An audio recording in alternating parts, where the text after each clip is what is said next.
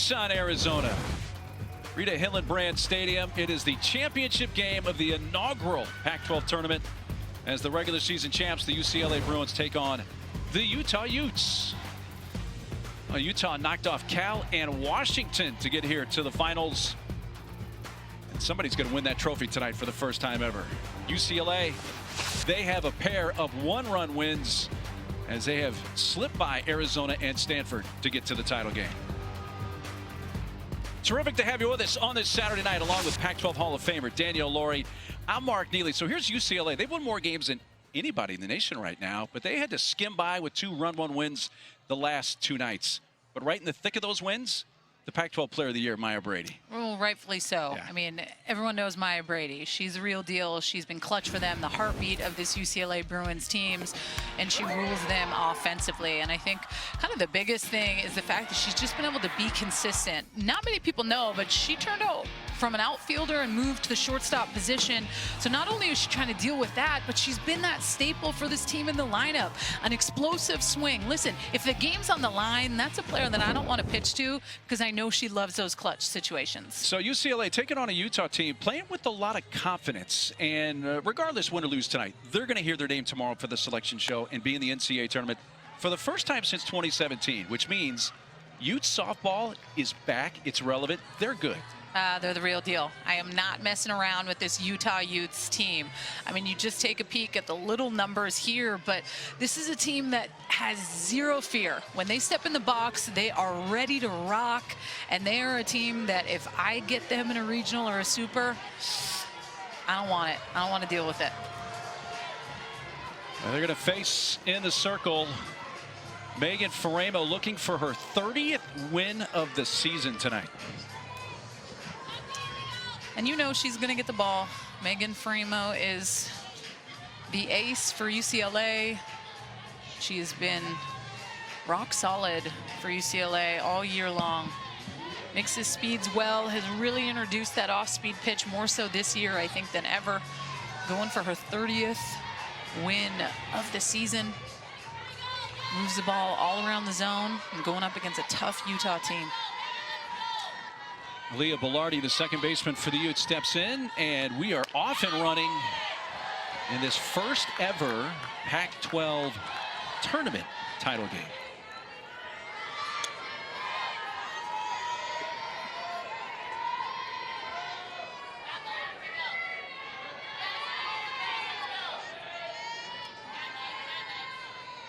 Utah going with the red uniforms tonight.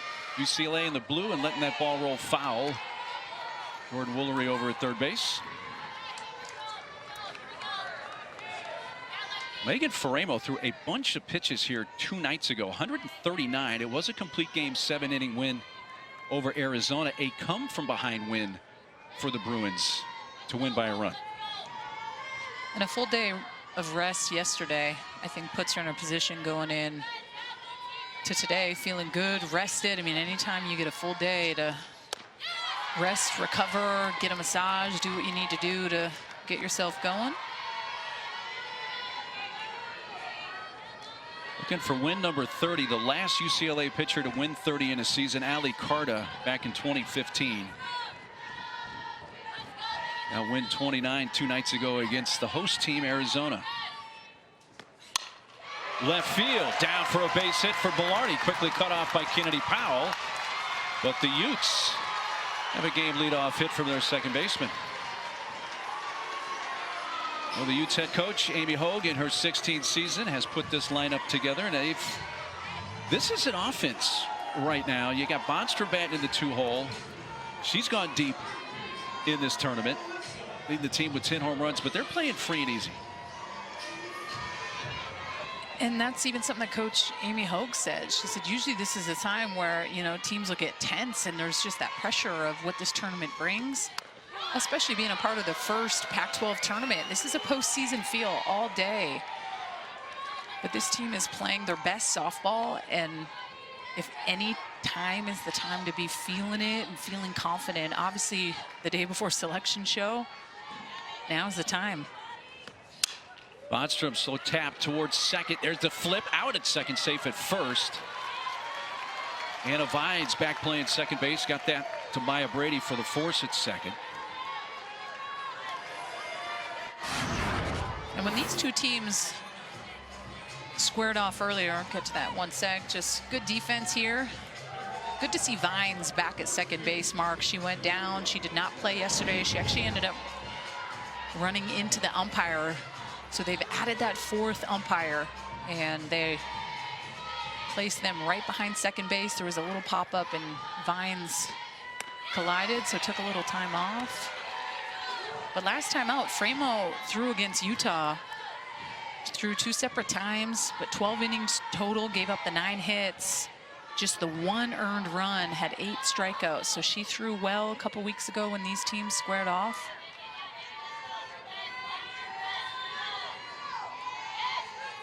Julia Jimenez, hot-hitting third baseman at the plate for the Utes. She takes a strike. Ramo gets ahead 0-2. Utah's trying to flip the script. That series you were talking about, Ramo pitching twice against Utah. At the end of April, Utes were swept by UCLA. Lost 3-0, 10-1 in 6 innings, and 11-3.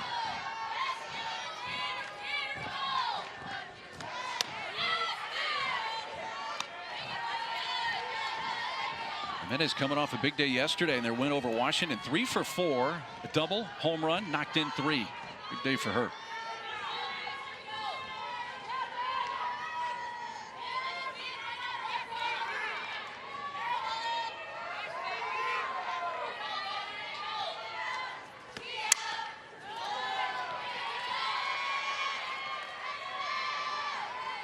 We asked Coach Amy Hogue just plan of attack offensively, and she said, as soon as I get the lineup, Coach Gasso, the hitting coach, DJ Gasso, who's been on staff with Paige Parker for the last 2 years, gets all the information of the hitters, the charts, everything gets up in the dugout, so these hitters are on board with the plan of attack. Back towards Faremo, off her glove. Brady has no play. Looking like an infield hit for Jimenez. And the Utes have 2 on with 1 out.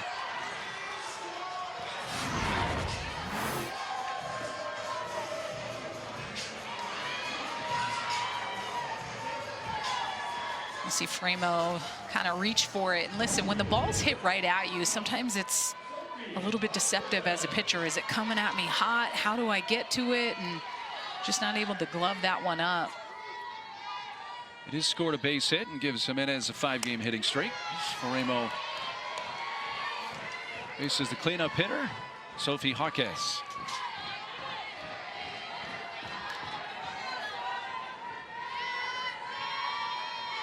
All Pac-12 second team this year for the junior Jaquez.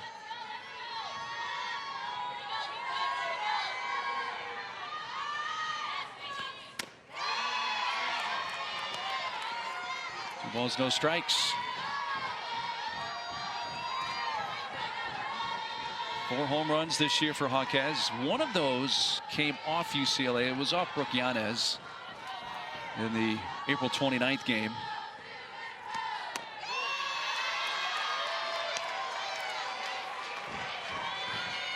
Ramo falls behind 3-0 and gets a visit from Alexis Ramirez, the catcher, and Anna Vines briefly.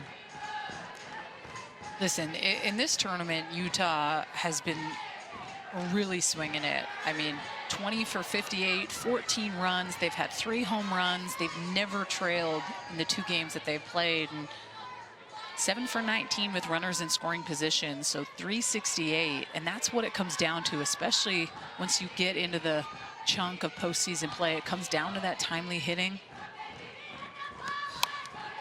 Right side, Vines takes the out at first base. The other runners advance 60 feet.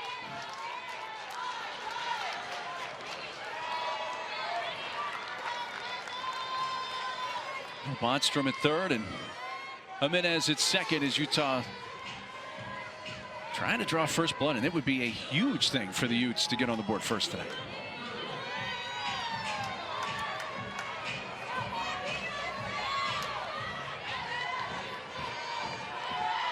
Here's their catcher, Kendall Lundberg.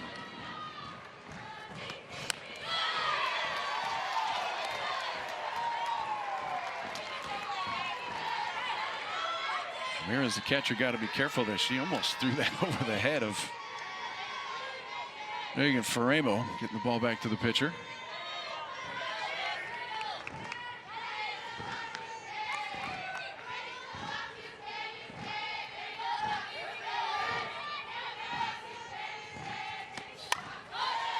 Backing out of play, and it's 0-2.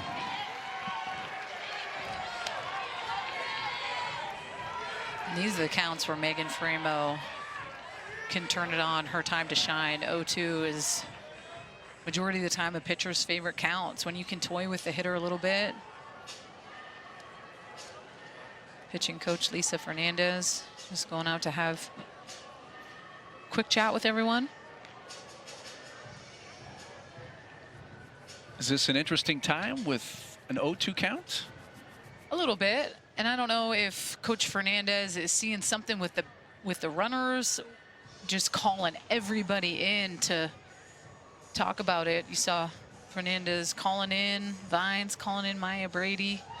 Usually a pitching coach will head out there and just kind of have that interaction with pitcher catcher, but talking shop with everyone, getting everyone on the same page. And I think what's on their mind is what we just talked about. And when we talked with Coach Kelly Inouye Perez before the game, they know that Utah's played really well, playing with a lot of confidence. They do not want to see Utah to take an early lead in this game and maintain that level of confidence. Coach I. Her team has won 25 straight games coming in, equaling the longest winning streak they've ever had under Coach Inouye Perez.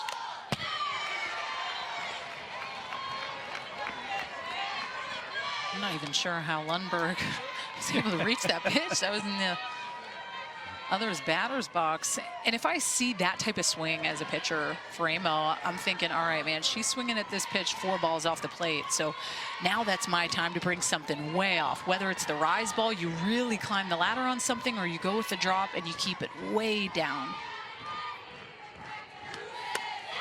And Faremo gets the strikeout to win the inning, and Utah strands a couple of runners in scoring position in the first.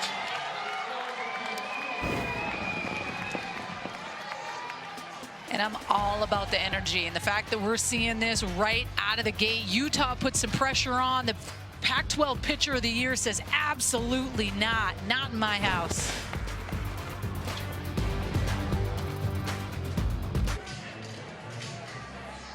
Here comes UCLA in the bottom of the first inning. Mariah Lopez, who threw a complete game win yesterday against Washington, right back in the circle. We're getting a couple aces going at it, and I absolutely love it.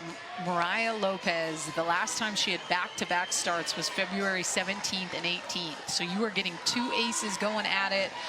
And just trying to carry over that momentum from her start yesterday against Washington. She threw great. She throws strikes, has great command of the zone. And I think something that stood out for me was that changeup. She was able to bring it in at certain counts, had great command. That's what she's going to need to be able to do today.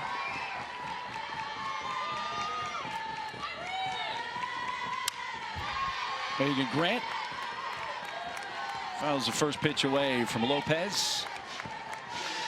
You know, I were talking before the game, and it didn't happen every time, but a lot of teams avoided throwing their ace when they faced Megan Faremo and UCLA, just trying to save their ace for hopefully a game that they thought they had a better chance of winning. So when you say we got 2 aces tonight, it's been kind of rare for Faremo. Well, and that was something that Coach Kelly Inouye Perez said. She said, I hope that we get to have that opportunity to have the 2 big dogs for both these teams going at it. That's a different type of gut feeling as a pitcher. When you're looking across and you know that that is the ace, it's just this different aura, swagger that you carry in the circle, knowing that it's that head-to-head kind of matchup a little bit against the best.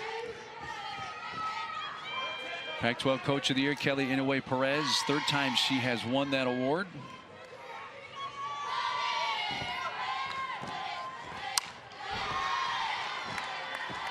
We had about what we planned on. We didn't want to take a lot of Coach Inouye Perez's time before the game, so we thought, let's go over and talk to her for 5 minutes, and it went about 20 because she's she's great. Yes. Both these coaches, Amy Ho gave us so much time. Yep. Coach Kelly Inouye Perez, because I think they're just so proud of these programs. They want us to talk about these women and the work that's gone into getting them to the finals of this Pac-12 tournament. Lopez gets a strikeout of Grant to begin the bottom of the first inning. Really pretty pitch by Lopez, climbing the ladder on Megan Grant. And listen, she's been getting eaten alive by that rise ball. Had 3 strikeouts yesterday against Nyjah Kennedy, who is that rise ball specialist for Stanford. Mariah Lopez goes right there, gets the strikeout. Maya Brady bats with the bases empty. This year's Pac-12 Player of the Year, won the Pac-12 batting title. Still has a chance to win the Triple Crown in the Pac-12, because those numbers include the entire season. And she has put up some very lofty numbers. Did she go? No. Third base umpire Tracy Laycock says she did not go around. And I don't know if there are a lot of Utah fans here, or they are just a lot of local Arizona fans that don't want to root for UCLA. We're booing that. Ooh, wow. I mean, all day. Yeah, that's a gift. She went around.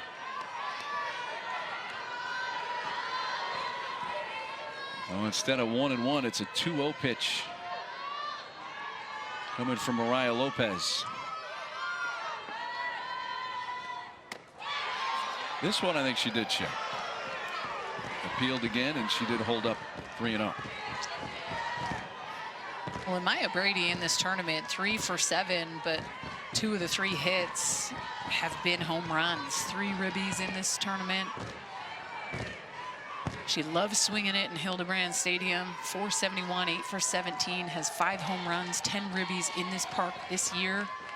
She's homered in each game she's played in. And a 4-pitch walk to Brady. Let's take a look at the full lineup for the Bruins tonight for Coach Kelly Inouye Perez. We talked about Anna Vines, who was involved in a kind of a freak collision with an umpire in the first game here against Arizona on Thursday night. Didn't play yesterday. She's back in the lineup and hit in the 6-hole. Well, the one thing that I look at when I look at that lineup is that there's 7 lefties. Mariah Lopez, lefty in the circle. Those lefty-lefty matchups at times are harder for the hitter. Woolery hits one deep center field and run down. Abby Dayton got a great break on that ball and right on the edge of the warning track. Hauled that in.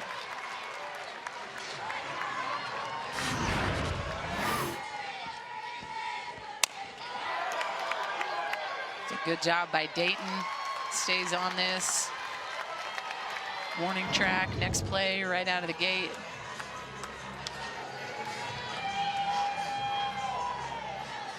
It sends up Aaliyah Jordan.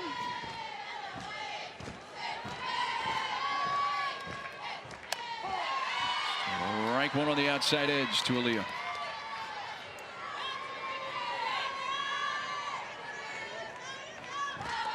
San Diego area native from Chula Vista.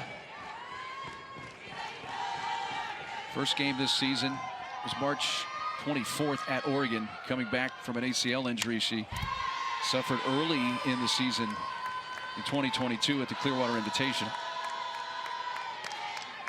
And talk about a selfless human being with just 2 injuries, gotten 2 medical red shirts, the commitment to UCLA and having a rehab and still want to make that decision to be around it. Most athletes with 2 medical red shirts are like, I'm out. I don't want to do the training room. I don't want to deal with that anymore.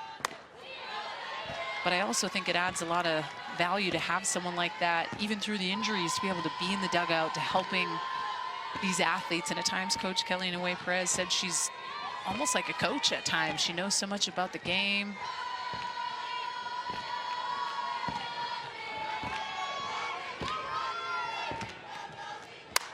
High fly, deep right field, up and out, and Aaliyah Jordan gives UCLA a 2-0 lead.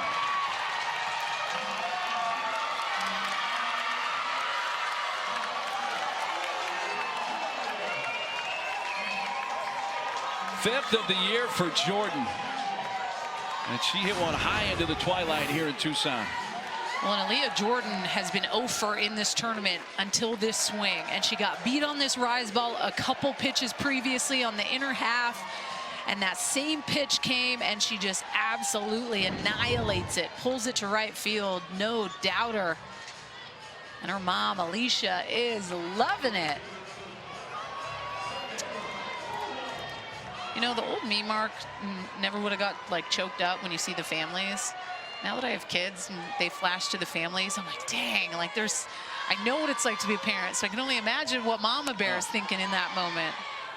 Especially with all the issues that her daughter, Aaliyah, has been through that you outlined so well. Yeah. UCLA has not lost when scoring first this season. You got to bring her the ball. You know, they do that in Oklahoma City. We should try to make that a thing here in this. In the Pac-12 tournament? Yeah. Since this is just year one, we can add some things year to year. That's an early Mother's Day present, I would assume. Savvy Pola had a tremendous game last night. 2 for 3, knocked in the only run of the game. Played very well defensively at second base. So good that with Vines back at second base tonight, Coach Inouye Perez says Pola's got to stay in the lineup, and let's put her in right field. Well, think about how many pitches she saw off Nyjah Kennedy. Like, she battled close to 20 pitches in 2 ABs off of Nyjah when some of her teammates were just 3 pitches and you're out. So she's seeing the ball well. She's making the pitcher work, and she's someone that you can't deny an opportunity to be in a ball game right now.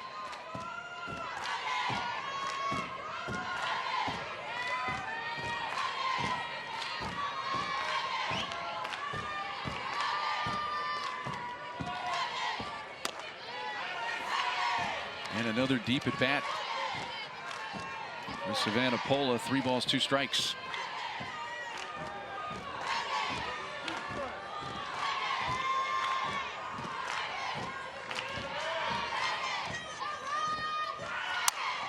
Back towards the middle. Speared by Belardi. Low but out at first to retire the side. They get 1 hit in the inning, but it's a long one from Aaliyah Jordan with a runner on. Wow, this has to feel good. Aaliyah Jordan's been batting 150 in her last 7 games. Steps up big when her team needs it the most. Mama's loving it.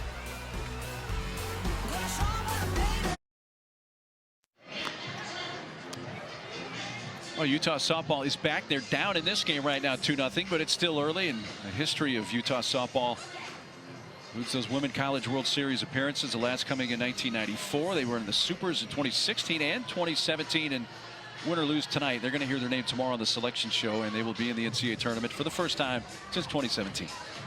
Well, and I'm just taking notice here of Coach DJ Gasso, the hitting coach in the corner, was just communicating there with the catcher, Lundberg.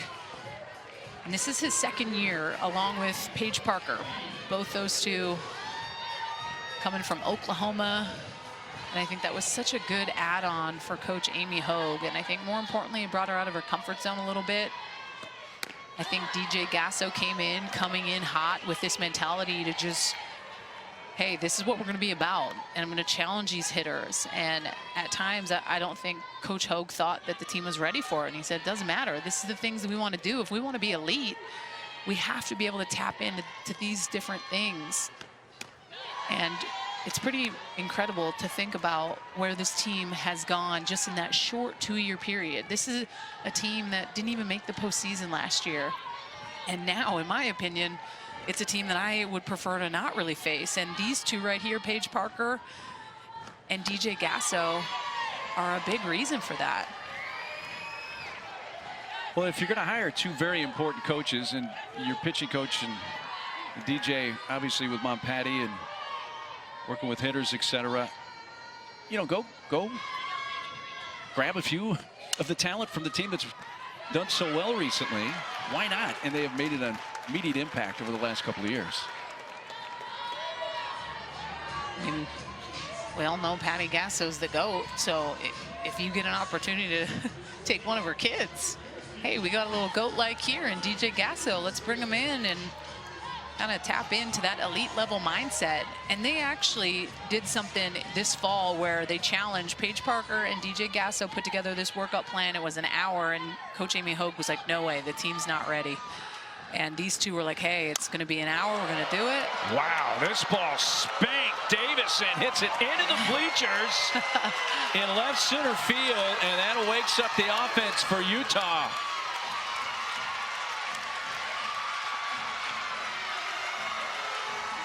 And those grueling workouts in the gym and on the track, they've paid off. And I just apologize for even talking over this, because this was such a tank to left. This is a thing of beauty. This got out of here in a heartbeat. Such a good swing on a pitch on the inner half, not fooled by the velocity, up in the zone. And listen, a fun little stat, Mark, 24 of the 56 runs here in this tournament have come via the home run. That's 43% of the runs, all from the home, or from that home run, which obviously we know the ball flies here in Arizona, but kind of cool little nugget from our stat guy, Jeff Muir. And the second homer of the tournament for Davison. She had a solo shot as well in their game 2 days ago against Cal. She's been on a home run binge. 2-homer game May 6th. And she is keeping it rolling in the postseason. And look where she's at. She's 7th hitter in the lineup. And I think that's the one thing that I've taken note of over the last couple games of Utah in this Pac-12 tournament. It's not just the top of the lineup that performs. This is a lineup that's built on speed. They have that short game. They will exploit the defense, but more importantly, they have the power in the pop, 1 through 9. I mean, when your 8-hitter has 28 stolen bases on the year, you know you feel confident when you get to the bottom half to be able to turn it over. Haley Denning. Couple of hits for her in the win over Washington yesterday.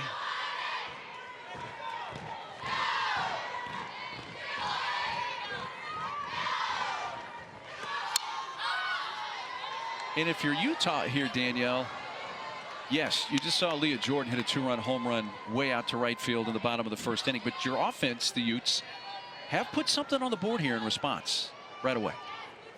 And there's no panic button. So the response is huge, and that gives someone like Mariah Lopez just, I can take a breath. Nice, our team's going to be able to find a way to score some runs here.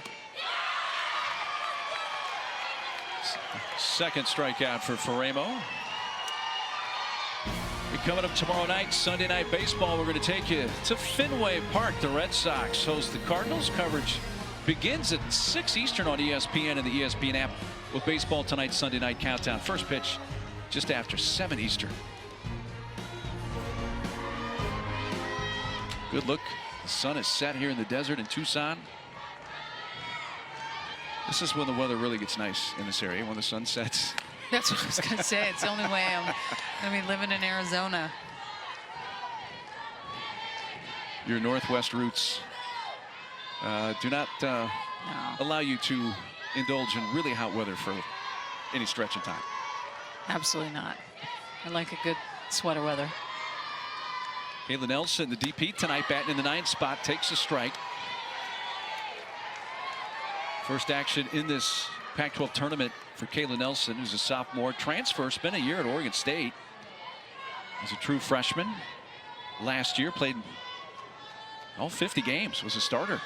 A team that went in the Women's College World Series. So Kayla does have experience going to Oklahoma City last year.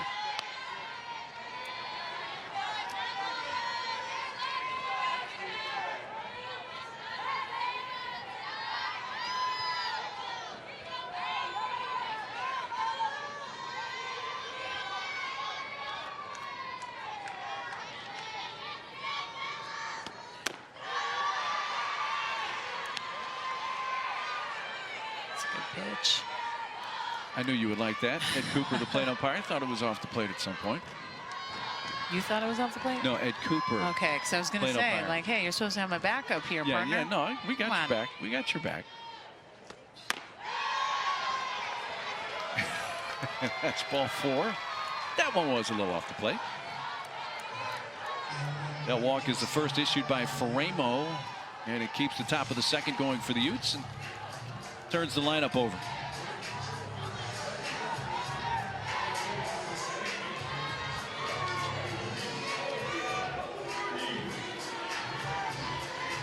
Leah Bellardi singled to left to begin the game.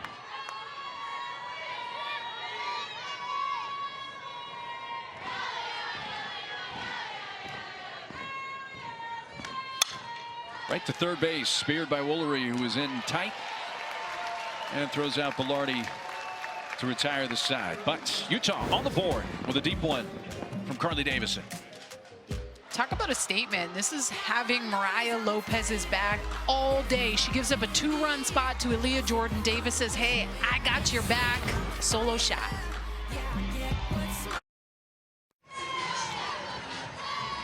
Well, when you look at the program history for UCLA, nobody has won more or been to more Women's College World Series than the Bruins. They have been to Oklahoma City the last 7 in a row. That's what I was going to say. You stole that point. I still got your back. I had it. Kelly Inouye Perez is in her 17th season as the head coach, but her 35th consecutive season as part of the UCLA program.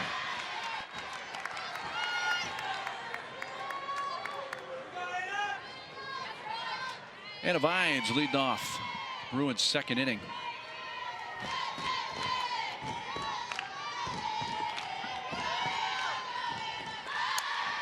Drops it down, bare hand, throw to first. Not in time. Really good play, though, by the third baseman, Jimenez. Didn't even make it anywhere near close. No base hit for Anna Vines.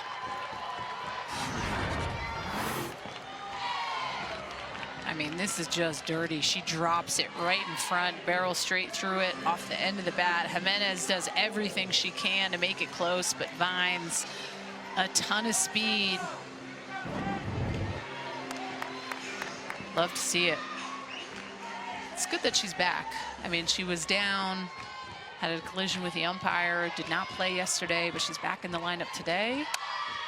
There's a bunt laid down by Powell, and it spins back foul.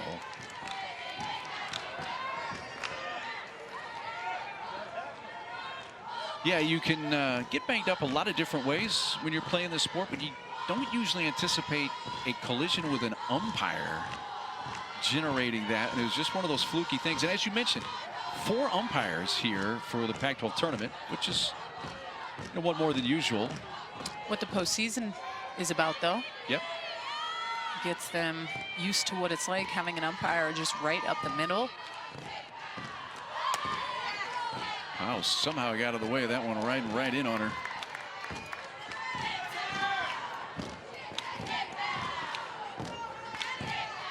And we asked Coach Damie Hogue about Mariah Lopez getting the ball again, back-to-back starts, last time coming February 17th and 18th. And she said she's a Tucson kid. She knows this heat. Family's here.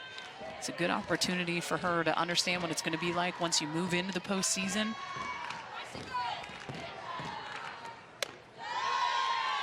Yeah, Mariah Lopez won a couple of state titles in high school. Cienega High School just outside of Tucson, 2017 and 2018. So really, this is her hometown. Threw a no-hitter in her last regular season start.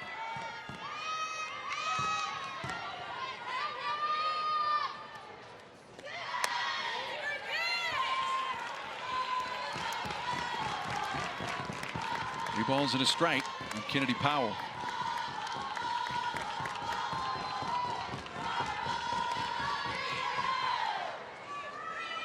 Part of the all Pac-12 freshman team and part of this extremely impressive freshman class for Kelly Inouye Perez this year at UCLA.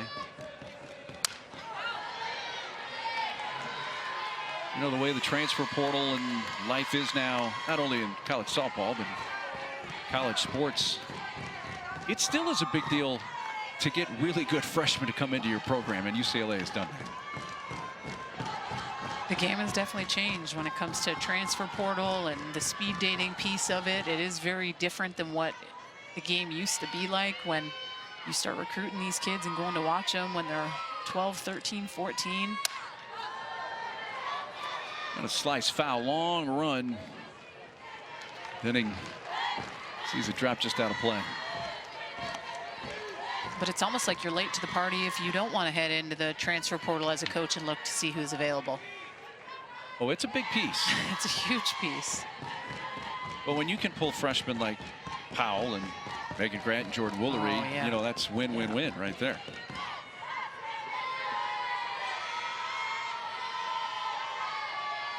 Three-two. Got her on the inside corner looking. Well, Lopez's second strikeout of the night, first out of the inning.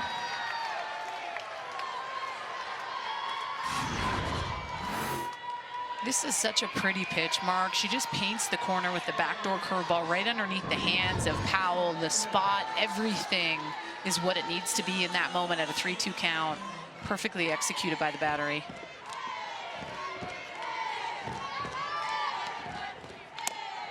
Another one of the UCLA freshmen, Alexis Ramirez, starting catcher tonight. And one thing that really impressed me yesterday about Mariah Lopez was her plan of attack against the Husky hitters. She found a way to attack the inner half right out of the gate and said, this is my plate. I'm going to bring the curveball in on the righties' hands. I'm going to throw that back door and that rise ball in on the lefties. And I think that's a statement. Nowadays, you're seeing pitchers sometimes not really go as hard on the hands as they should. I think if you can instill a little fear in the hitter and say, I have no problem coming in on you, it sometimes gives them that little hint of doubt. Driven to left center field. Plenty of room there for Abby Dayton to make the catch.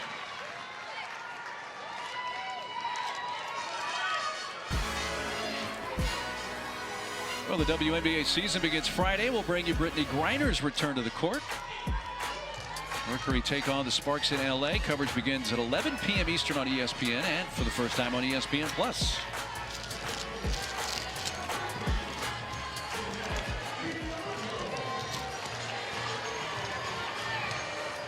And with 2 outs, Janelle Mionho.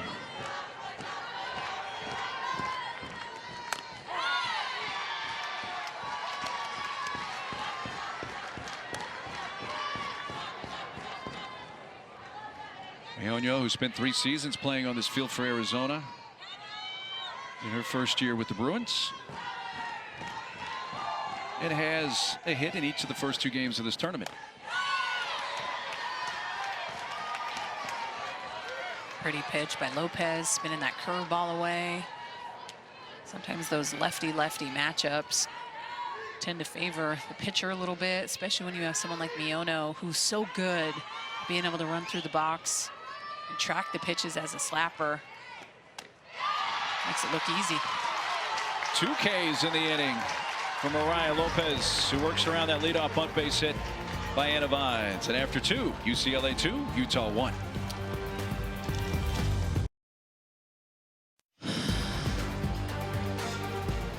Welcome back to the Pac-12 on ESPN. And we say hello, greetings from Tucson, Arizona on this Saturday night. The first ever Pac-12 tournament. Title game tonight. And the regular season, the Pac-12 awards. A lot of domination by UCLA. Don't forget about Allie Skaggs, who played here at Arizona, Defensive Player of the Year, who didn't commit an error all season. I mean, that's pretty incredible. But UCLA, a little bit of a statement there. Maya Brady, Framo, Jordan Woolery. So good.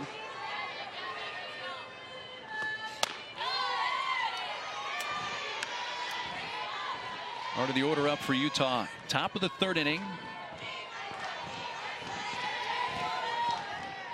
Alyssa Bonstrom leads off. 2-run homer for her yesterday against Washington. She is ducking out of the way of one up and in from Framo, but also Bonstrom just a couple RBIs away from becoming the all-time RBI leader in Utah softball history.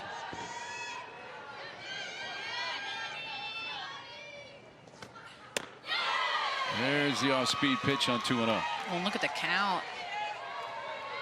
I mean, such a pretty pitch at a 2-0 count. Goes with the change. I mean, this is career for Bonstrom. 174 ribbies. 2 more to become that program's all-time leader. 45 home runs. One of them coming in this tournament.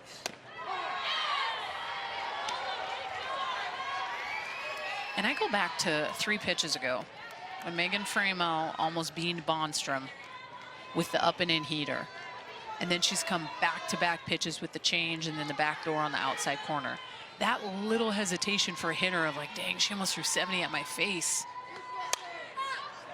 Got in on her, and a high fly to shallow medium center field. Janelle Meoño. Well, the 2 best words in sports. Game 7 tomorrow. MVP Joel Embiid and the Sixers square off with Jason Tatum. Celtics in a winner-take-all game to reach the Eastern Conference Finals. Coverage begins at 2:30 Eastern on ABC with NBA Countdown.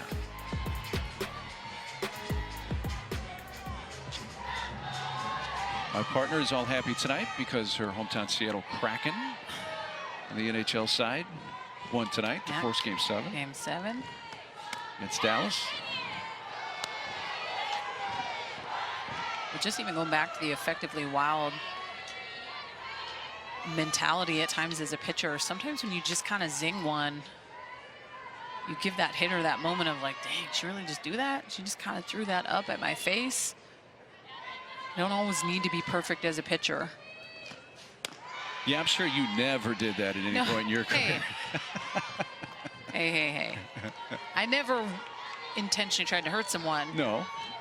But that was my plate. Yeah. So if you want to stand on my plate, and this is where the strike zone is, and this is the corner that I want, I'm going to throw it there. Yeah. It doesn't matter where you're standing.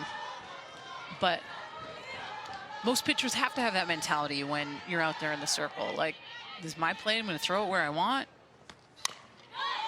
And nowadays, you have these hitters heading up there with all the Terminator gear on and the Evo shields, but you're getting a lot more pitchers nowadays, Mark, that are throwing upper 60s, touching 70s. Like, this is the first year for me where I've seen a couple pitchers cruise at 73 to 74 miles an hour. Donnie Goborn for South Carolina and Carlin Pickens for Tennessee. You saw Carlin Pickens in person at 75 miles an hour. And you said that just hit different in person. It did. I don't know if I've ever seen anybody throw harder in person than what I saw Pickens live in person in Fayetteville against Arkansas recently. It's just that pop of the mitt and the release on these tall pitchers. Like, you think about Megan Framo, she's about 6'1". When she finishes her release point, she is out of the circle. So it's almost like she releases it at 37 feet. Ooh, oh, a foul. That hit her in the face, it appeared.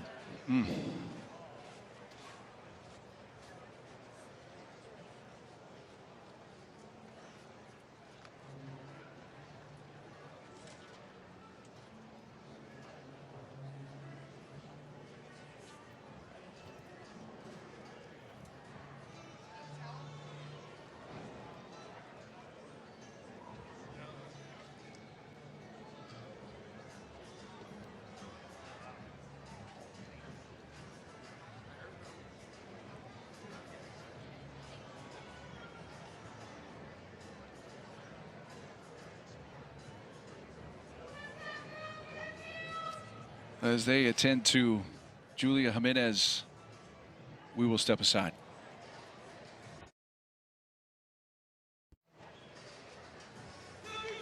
Julia Jimenez has gotten up under her own power and gone to the bench. This is her just a few moments ago. We're going to show it to you one more time. If you're a little woozy, maybe look away, but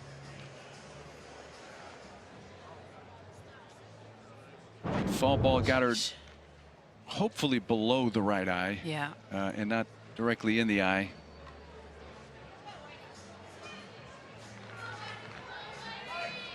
Dang, and really unfortunate on so many levels, but Jimenez has been hitting extremely well for this huge team that's been playing very well in their 5-game winning streak, and he's going to come out of the game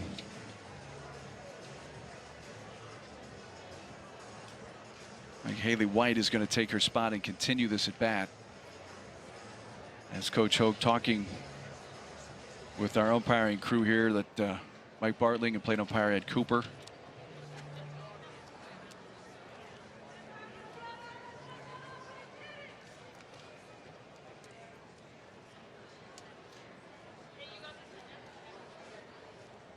Hey guys, 10 for 42.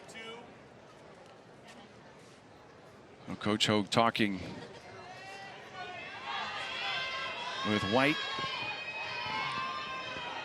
lightening the mood a little bit as much as she can, and let her continue this at bat against Faremo. Bases empty, 1 out, and a 2-2 count.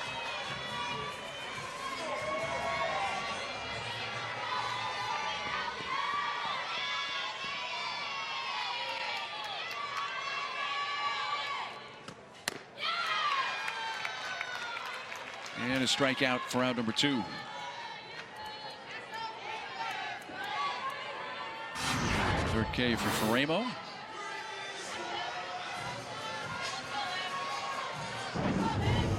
When you know someone's stepping into that role too as a pitcher, White coming in at a 2-2 count, I mean, she's already at a disadvantage, so you're just going to pump a strike, throws that curveball. Jumping on the first pitch, Hawkes drops it into left center field. Sophie Hawkes singles with 2 outs here in the top of the 3rd.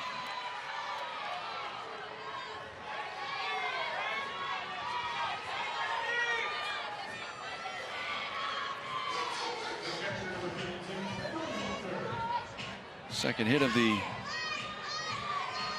last couple of days for Hawkes. Had a 3-hit game. Their win over Cows, so she's hit in all 3 games they played, and gives a 2-out chance here to the catcher Kendall Lundberg.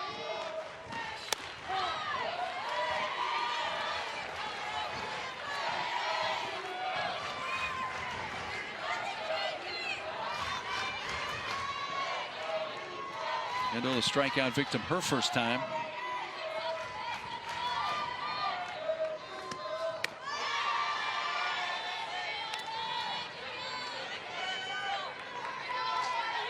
Double and an RBI for Lundberg in their win yesterday over Washington.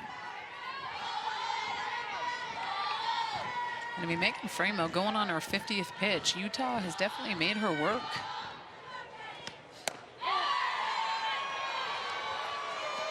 And again, Faremo 2 days ago threw 139 pitches in the complete game win over Arizona. And for a second there, I thought Arizona was going to pull through. We're close. UCLA ended up coming back. Megan Grant with that home run. They had back-to-back bombs. Megan Grant, Maya Brady, and UCLA ended up pulling ahead. But Arizona is kind of one of those teams for me right now with the postseason coming, where, I mean, you got to look at the Pac-12 and how hard this strength of schedule is when you head into the conference play. It's definitely a grind, and you think of all these teams, majority of them are heading into Pac-12 with all winning schedules, and then it's just every single weekend you're beating up on each other. It's that constant trying to win and scrape and get everything you can, and you got to win to win. We know that, but sometimes you come out on the other end of it. But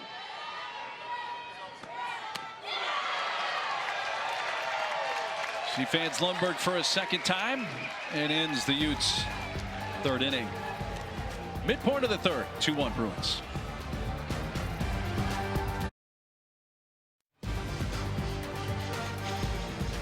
Utah and UCLA playing in the first ever Pac-12 tournament championship game. UCLA getting on the board first, 2-run home run from Aaliyah Jordan. And Utah responded with a Carly Davidson solo shot in the 2nd, so it's a 2-1 game. Utah, though, has 4 of the game's 6 hits. Faremo and Lopez, each team's ace, hooking horns here together for the tournament title. So we go to the home half of the 3rd. The top of the order up for UCLA.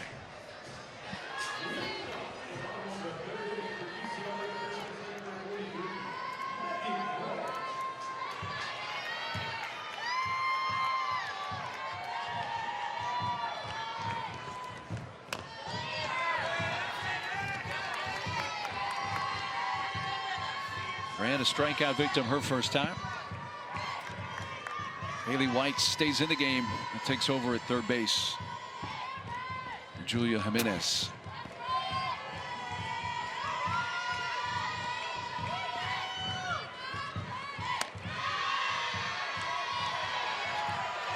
It's a good pitch. It's that backdoor curveball. She's gotten that pitch called for a strike. It'll be interesting to see here the second time through the lineup for UCLA, the adjustments they try to make on the lefty. 7 lefties in this lineup for UCLA.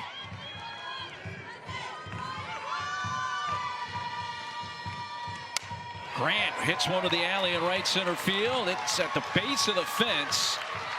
And Grant cruises into second with a leadoff double. Well, she had fanned 4 straight times going back to last night, and she gets back on the hit side with a double, her 14th of the year.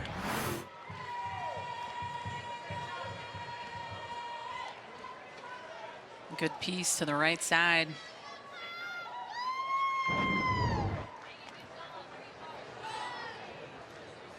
Sophie Hawkes and Abby Dayton came over to field that off the fence. I believe that's Hawkes who's slow getting up. Actually, that's Sophie. Apparently stumbled a little bit. That ball hit right in the crease, right at the base of the fence, which caused it to suddenly just die and trickle on the track, and Hawkes lost her footing for just a second, stayed on her feet, but now she's coming off the field.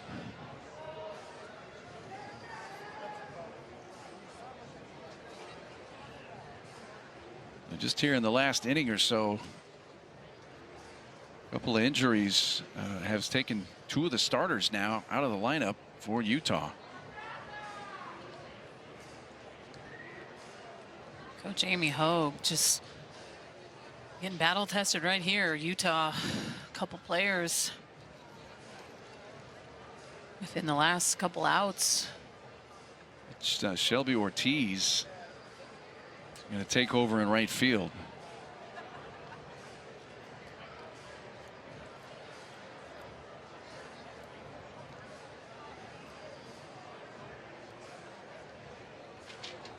So Utah will be tested. You got Jimenez, who's the 3-hole hitter, Hawkes, who's the cleanup hitter, both now out of the game for Utah.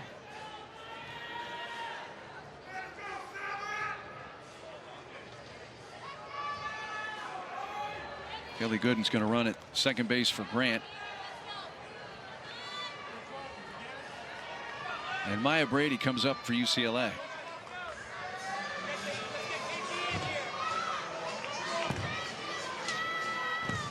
You know, a couple of unfortunate things have happened here to Utah. It's still a 2-1 game and relatively early. Maya Brady, who walked and scored on the 2-run home run by Jordan in the first, bats here. On Hawkes, I think it was a knee. I don't think it was an ankle. I think if it was an ankle, she would have stayed out there because it didn't. Let's just hope everything's all good. Yeah, tough to tell, but definitely hobbled, has to come out, and Maya Brady. And that can be challenging for the pitcher, for Lopez, when you're out there and players are going down and you're trying to not only go up against a tough offense, but then you're trying to just feel the emotions. Gooden's going to advance 60 feet.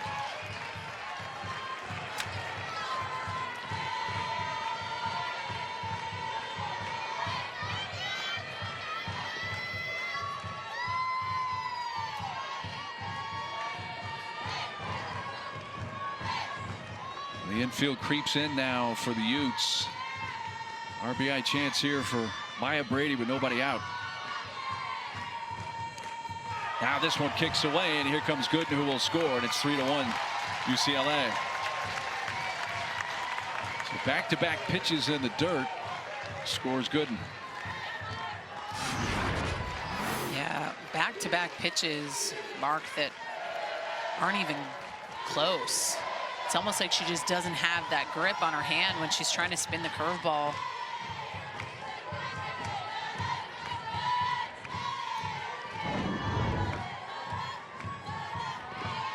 So UCLA has that initial 2-run lead back.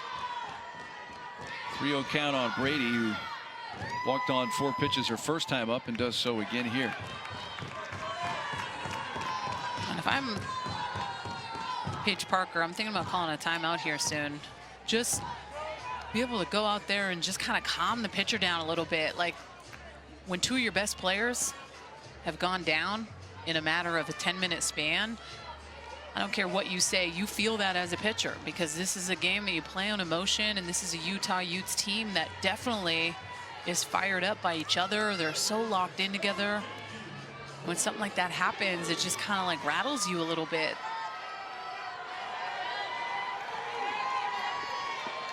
Pac-12 Freshman of the Year, Jordan Woolery at the plate.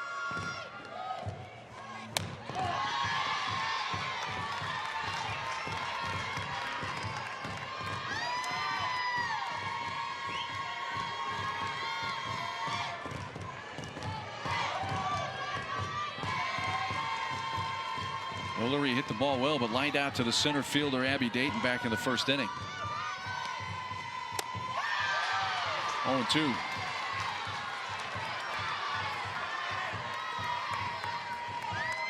When Lopez has spun that rise ball, she's been able to get some good swings and misses on some tough hitters with that pitch up in the zone. Got Aaliyah Jordan on that pitch, making Grant. But it's all about setting pitches up. That rise ball sets up something else. She throws that screwball there, but now it potentially allows for her to snap that curveball maybe in on the hands, throw something down and in on the righty.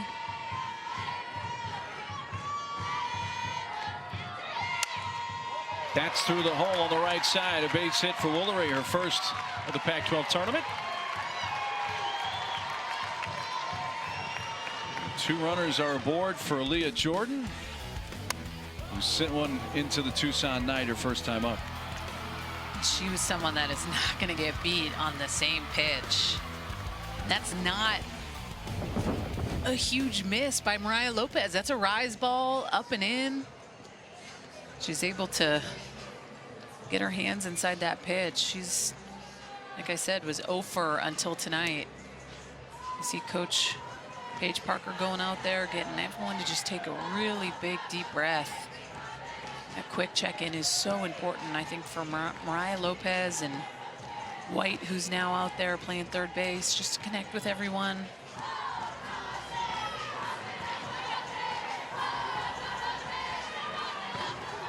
Utah trying to hit the reset button here. Down 3-1.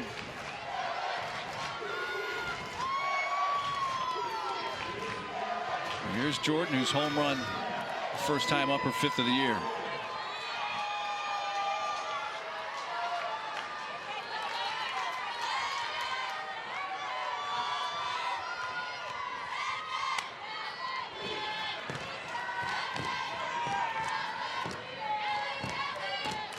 It's a tough situation because you got none out.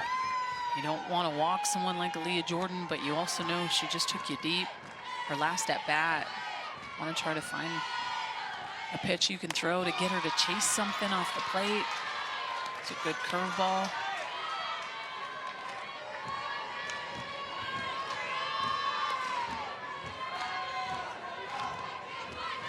Lopez coming up on the 50 pitch mark here.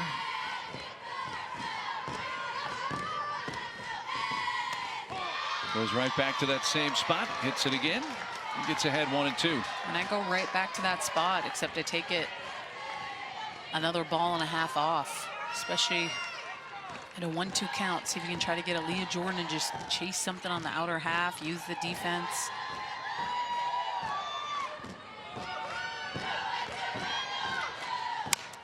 Grounds it to short. There's the shovel to second for 1, to first, a double play.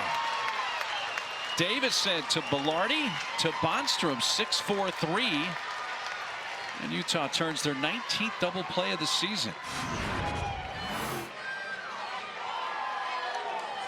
This is a really good job by Lopez. Exactly what I said. She took this ball on the outer half. She set up the defense for the big double play. I love the effort by Aaliyah Jordan. We're talking about someone who's gotten ACL surgery, who's had to rehab, who's gone through it all, but the hustle up the line.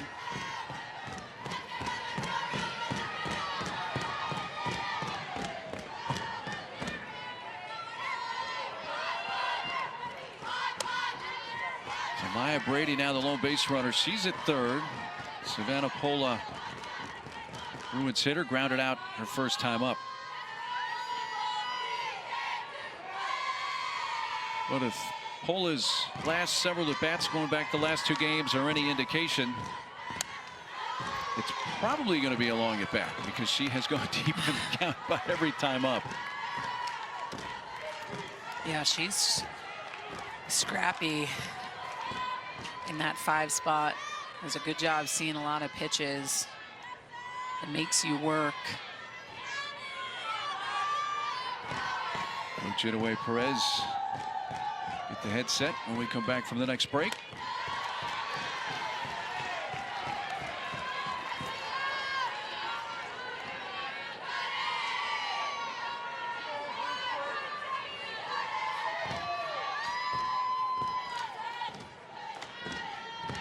Each team now with 4 hits in the game. UCLA, by the way, still just 1 for 12 with runners in scoring position in this Pac-12 tournament.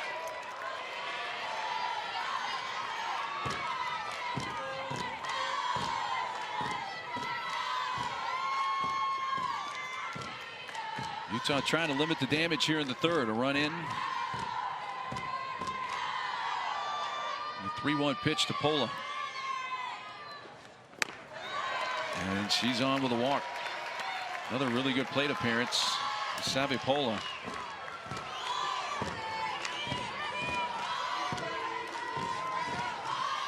Puts runners at the corners. And redshirt senior Anna Vines at the plate.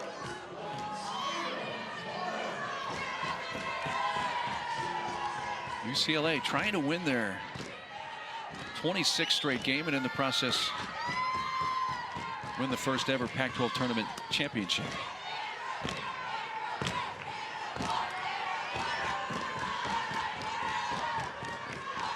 Anna Vines reached on a bunt base hit in her only at bat.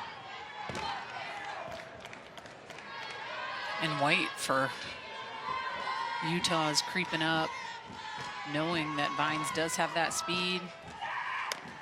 May potentially challenge the defense yet again, try to create something on the base pass.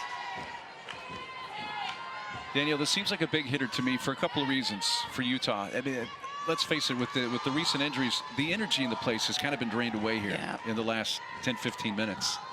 And if for Utah, already down 2, you don't want to see that lead get any wider. And Lopez just hasn't been as sharp as she was the other 2 innings, and you could probably put a good chunk of the blame on just the little bit of emotional roller coaster she had to deal with a couple of her teammates. Probably her good buddies going down. It's a whole other can of worms to try to deal with, as well as pitch into this offense.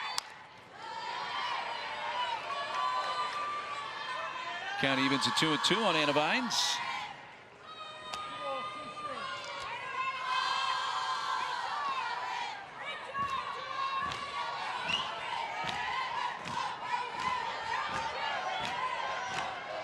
When we've seen Lopez spot the changeup in on those lefties, it's been an effective pitch for her.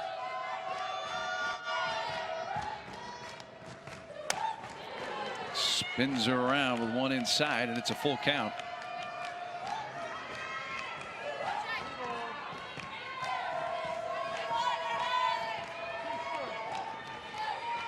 Already a couple runners on. 2-run lead for UCLA.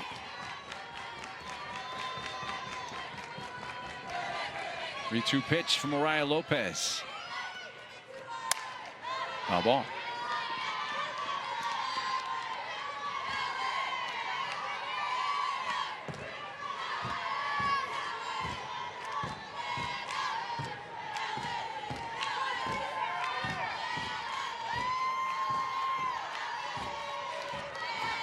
A deep breath for Vines, the Temecula, California native. I'd go with the change. It was up and fouled away. The 8th pitch of this at bat will come next to Anna Vines. It's good to see Vines back in the lineup, especially just the experience she brings, being that senior. Went down yesterday, but she's back. Strokes it foul. Yeah, Anna Vines, 3rd team all Pac-12 this year. First time for her to get all conference recognition. A big deal for her, who's been in the program since her true freshman year in 2019.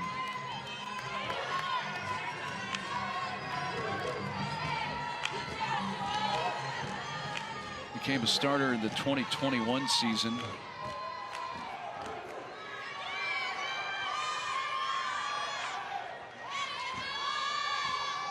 Waiting on another 3-2 pitch from Lopez.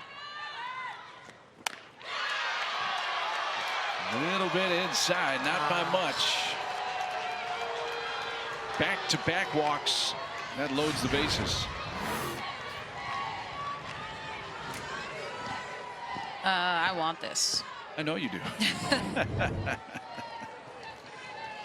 And you could tell the frustration. Lopez wanted that pitch. I wanted it for her.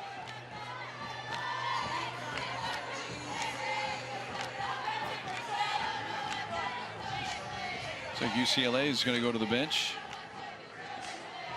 Rachel Sid. And a hit here for Kennedy Powell.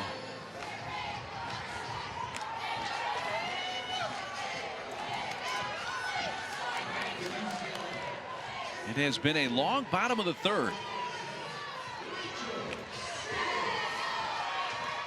UCLA has scored once. To get their original 2-run lead back and have the bases loaded, and Rachel Sid off the bench, the hitter with 2 outs. This is a UCLA team. A couple weeks ago when these two teams squared off, I mean, they put up a ton of runs on Utah's staff. 24 runs given up by these pitchers to UCLA. They were swinging it big.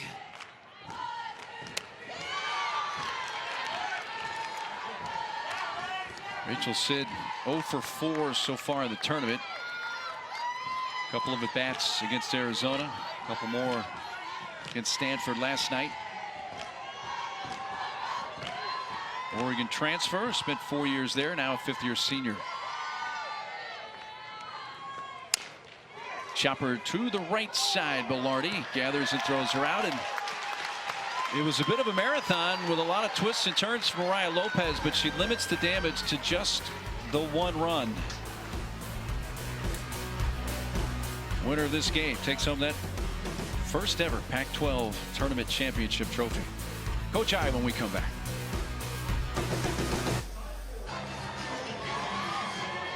(3-1) UCLA leading, going to the top of the 4th. Let's visit with the coach of the Bruins, head coach Kelly Inouye Perez. Hey, we're playing for a Pac-12 tournament title, first time ever, which is cool. We got 2 aces going here. What's been your impression of Megan Faramo, your ace? You know, I always love watching Megan compete. You know, she's got all kinds of tools. She's different than she was on Friday. I love that she's pounding the zone and she's getting out of some difficult situations. You know, right before the game started, I actually told Amy it's a great opportunity today. We're making history. So today, you know, it's a great day. I don't like seeing what's happening. The last thing we need right now is people going down right before, you know, postseason. Utah's had an amazing season, and I hate seeing that. But getting back to Megan, I love how she's competing. Coach, I have to ask, obviously Aaliyah Jordan was a little bit cold for a bit, but then you see her step up, that big 2-run shot. Just kind of her and what she's meant to this program. What she means to the program is everything. You know, it means a lot that she came back. She came back for the program. She came back for her teammates.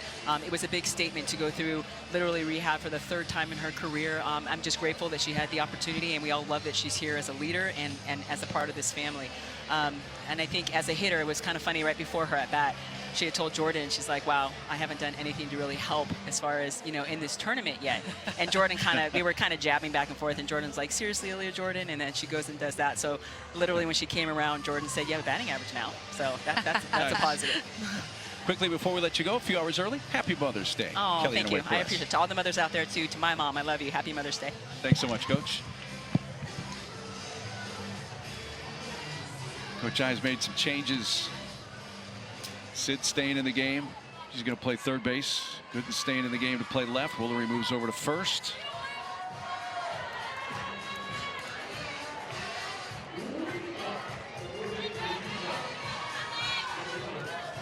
Gooden in left.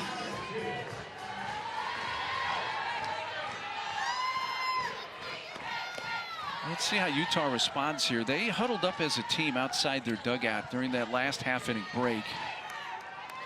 And I'm sure the message for the coaches was, hey, we've had a few bad breaks going on here the last few innings. But got to keep it all together. On a softball to play, and a nice chop right over the head of Maya Brady.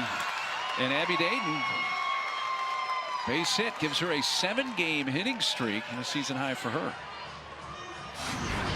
So here's what we're talking about, what went on during that last half-inning break. Well, I like the fact that they're just all kind of getting together. A lot of actions happened over the course of the last inning in a bit. Some injuries. The hitting coach, DJ Gasso, kind of rallied them and was giving his feedback on some things. And I think the connection piece is what makes Utah a very special and unique team. They are close-knit. And when one goes down, you almost feel like all of them go down because they are just so close. So I loved catching that in between innings. Good opportunity here with Dayton leading off, using the ground to her advantage. Davidson, who homered her last time up, gets under it. Towering pop fly as Kelly Gooden calls off Maya Brady at the last moment. And that was something that we talked to Coach Amy Hogue about. She really, just prior to this game, was talking about how some of these hitters are really going to use the dirt to their advantage. She's like, it's not this hard at our park, so if we get the opportunity to potentially utilize it and use it in our favor, we're going to, and you've seen them.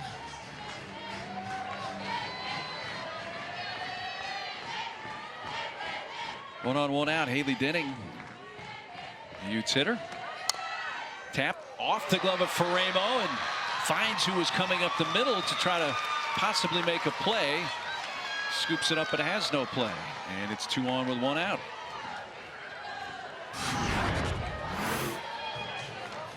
And I think this was a hit and run type situation because Vines was just pinching towards second base, knowing that Dayton was going. So everything kind of worked in Utah's favor there. Faremo, your natural instinct just to go up after the ball. If Vines isn't pinching towards second, she's going to field that and throw it to first. But Utah making some things happen here at the top of the 4th.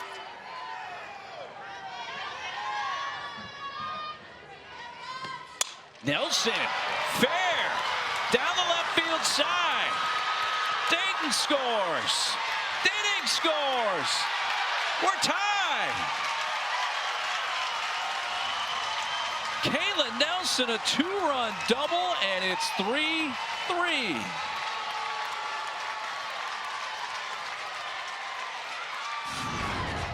What did Amy Hogue say to us?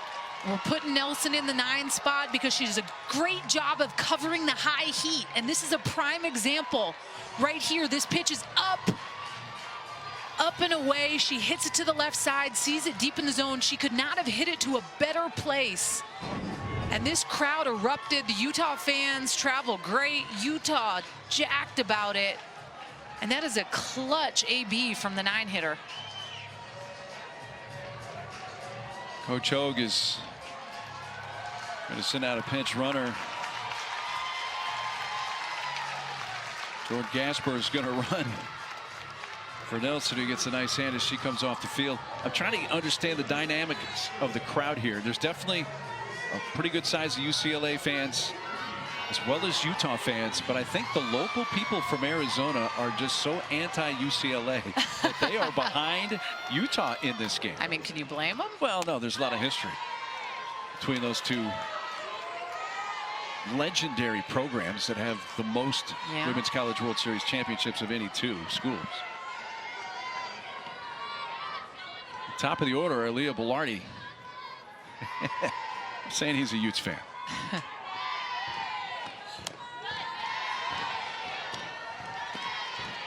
Leah tonight 1 for 2. She singled in the first off Faremo to lead off the game.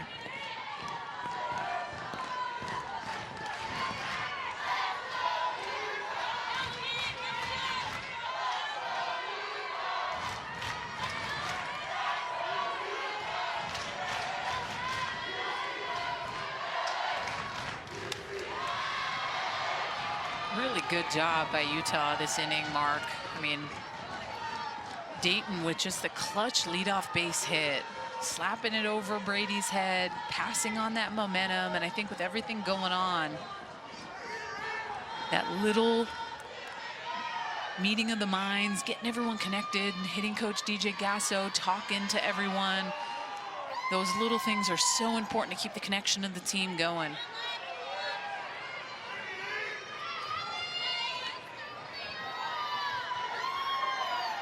We'll have a chance to visit with Coach Hogue and get to the next inning. So much to ask. There's DJ Gasso. I mean, we were talking to him before the game. He said his pops was just in town. Dad was here seeing his grandbaby. He actually made his way back home to Oklahoma to watch Oklahoma in the Big 12 championship game. Madison Shipman was on that call. Belardi liner to left field, but there's Gooden. Hit well by Belardi. She is the second out. Got to respect the resiliency from Utah here. Well, and this just gives a little extra life to Mariah Lopez, who, you know, in the circle, she was hurting. And it's not to say that her stuff wasn't working, but it's almost like she was just fogged by everything going on. And you cannot blame your ace to be feeling that way. You just see her right there. She's just giving Jimenez a big old hug.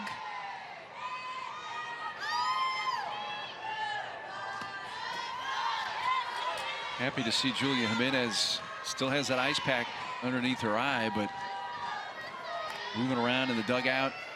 Well, and based on where she has the ice right now, that's a whole lot better than up on the eye, where things could have. Very frightening. Yes. Seems to be up and moving around, talking to her teammates.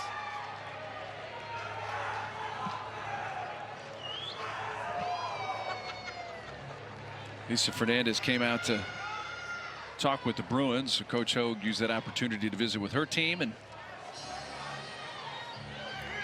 you know, Jimenez has been playing so well. Gets a hug there from pitching coach Paige Parker.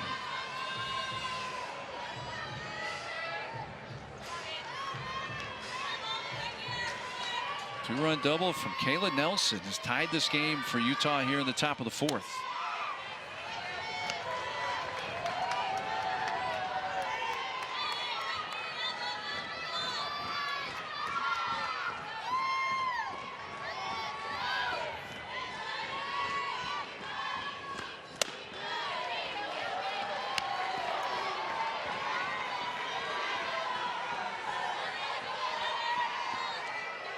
Alyssa Bonstrom, 0 for 2, flied to center last time up.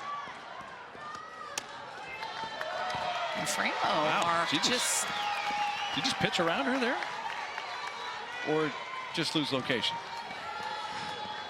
Put me on the spot, but I think a little bit of both. I think this inning, she just definitely has not been as sharp. You've seen Utah do a pretty good job of making the adjustments, but I think once you kind of fall behind to a hitter like Bonstrom and you're already at 2-0, it's like, all right, hey, I'm at an open base. Let's go and attack White, because White hasn't gotten AB. I mean, she had to go in for one pitch, at a 2-2 count that Jimenez had before she ended up leaving this game. So I'm just going with the mentality of pumping strikes. You have 2 down.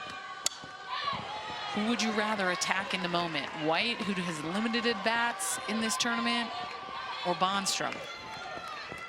Hashtag White all day.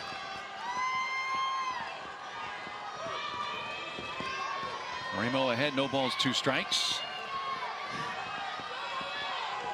Jimenez leaving the dugout.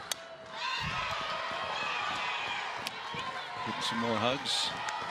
And by the way, putting you on the spot is one of the things I do to amuse myself. Oh, very entertaining. That's good to hear. You know, usually the analyst doesn't put the play-by-play on the spot much, but if you want to reciprocate, you go right to it. Put my thinking cap on. 0-2 pitch. Hitter. Oh. Say, this has been a physically taxing few innings here for Utah's. Now White, who came into the game because of Jimenez getting hurt, gets hit herself. I'm almost surprised she doesn't have an Evo shield on. Majority of the hitters in the game these days are wearing something that's covering that elbow, and that hurts. It is not funny. The funny bone gets you, and it just kind of stings different, and you can tell she's definitely a little bit of pain. Utah just getting beat up today, Mark. And now you got Ortiz going to bat for the first time in the game. She had to come in when the right fielder Sophie Hawkes was injured chasing a drive off the right field fence. So White staying in there at first base. Here is Ortiz. Foul tip, strike 1. She's blowing that one by her with the heat.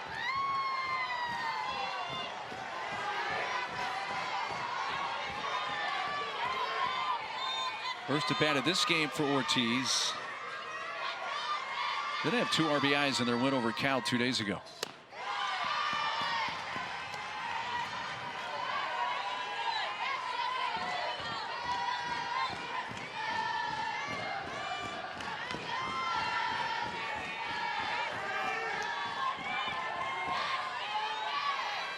Not a big sample size, but Ortiz has done well with the bases loaded this year.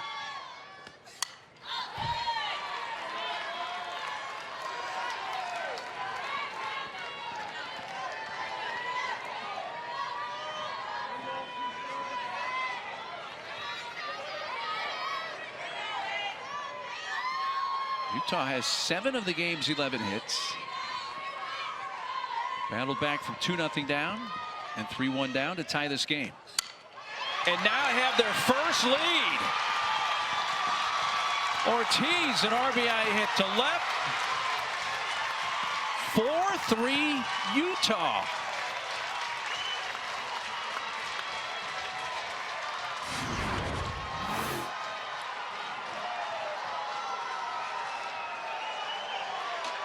So good to be able to just stay on plane with that pitch, especially behind in the count. She just hits it through the left side.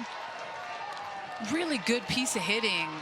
And Utah is just rallying together here, Mark. I love to see it.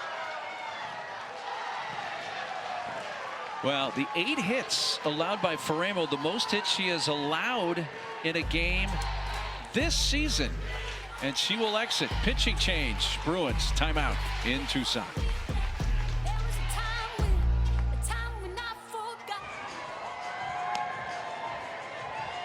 So there's the line right now for Megan Faremo with the 3 runners still on base, her responsibility. But again, a season high 8 hits. And Brooke Yanez, who was spectacular with a complete game win over Stanford last night, takes over in relief. And she threw really well yesterday. Probably the best that I have seen Brooke Yanez's changeup all year long. She just had such good command of that pitch. And she mixes the ball around the zone well. She can go up. She has that drop, that curve, a good changeup. And she's Been so good for this UCLA team, transferring in from Oregon, battled injuries last year, was out, recovered, and is in a good place where, I mean, 16-1 on the season. And yes, the complete game win last night, 7 innings, only 2 hits, no walks, 6 strikeouts, and she only threw 78 pitches in the 7 innings. Comes in on the hands of Lundberg, and it's fouled back.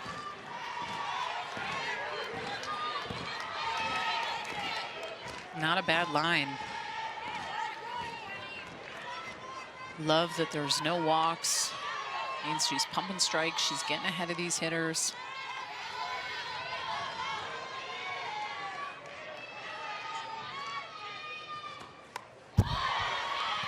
Check swing foul. 0-2 count on Lundberg, who is the 9th hitter to come up to the plate in this inning for Utah. It all began with an Abby Dayton base hit to left. And the one thing you cannot deny of this Utah team is they can swing it. I mean, they have scored the most runs in this tournament by far in comparison to everyone else.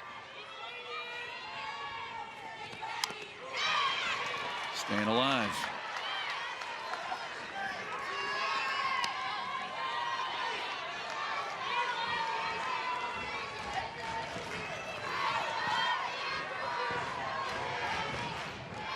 Last time Utah won a conference tournament title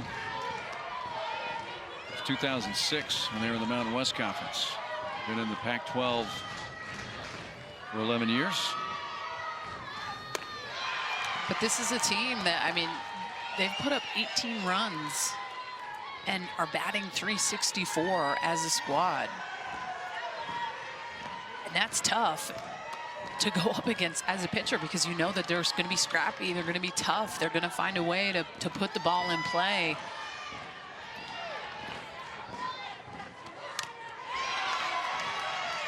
Lundberg keeps hanging in.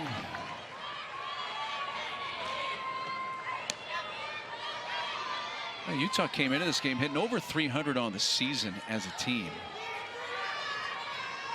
What they've done in the Pac-12 tournament, quite a bit above that.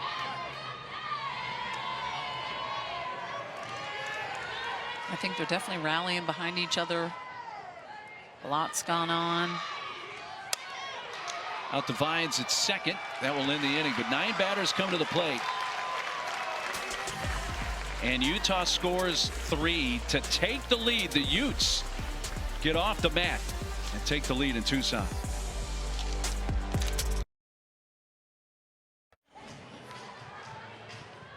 Well, with a 3 spot at the top of the inning, Utah leads this Pac-12 tournament title game 4-3. Let's visit with the Utes head coach, Amy Hogue. A lot of places we can go here, but this has been a crazy twist and turns for your team. Lose a couple of starters here in the last few innings. You guys huddled the team, though, before that last frame. What was said to the team?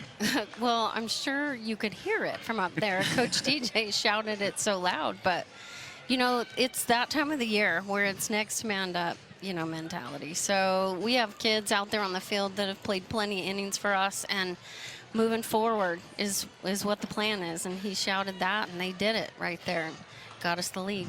Coach, just kind of the chats from Paige Parker to Mariah Lopez coming in, because obviously you could tell she was rattled, feeling it for her teammates, and I don't blame her, but how are you guys trying to get her back in game mode?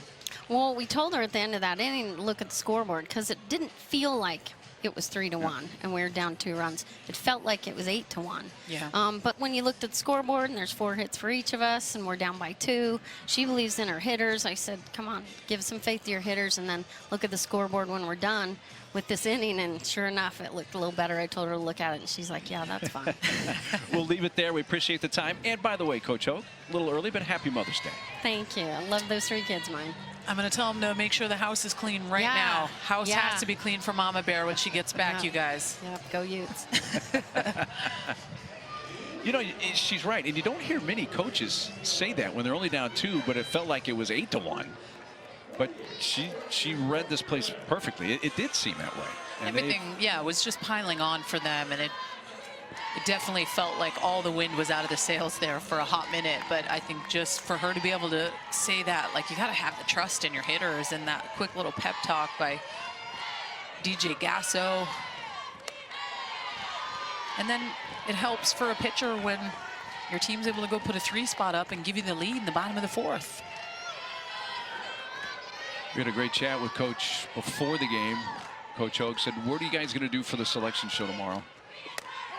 She said, we have an alum of the program, Mona Stevens, is going to host us. So, Mona, get ready. It's probably going to be a pretty good party. Yeah. I'm 100% sure that they're going to hear their name win or lose this game. They'll be in the NCAA tournament.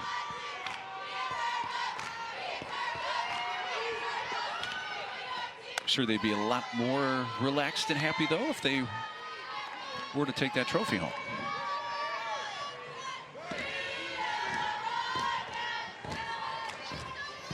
Here's DJ Gasso.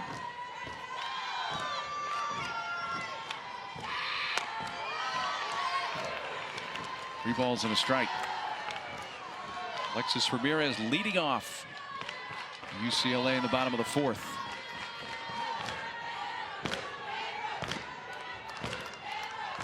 Alexis fly to center, her first time up. Sends this to right. Ortiz there to make the play.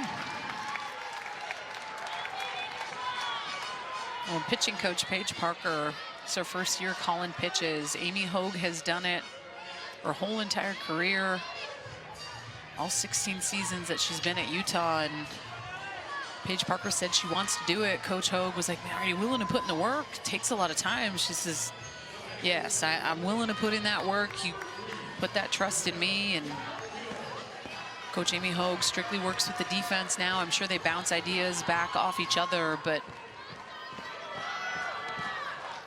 one thing I thought was pretty cool was just how Paige Parker had mentioned to Amy Hogue about how she's just really going to help turn these pitchers into strikeout pitchers. And yeah, you got to worry about the defense, but at the end of the day, if you're able to at times step up and get those big strikeouts, sometimes you don't need to worry about the defense. And Lopez has doubled her strikeouts this year. This is a tough play. Does skip away. Meoño will go down to second and all the way to third. Davison was trying to make a tremendous play in the hole. It's short. And when that ball scooted past Bondstrom, Meoño with her speed was off to the races.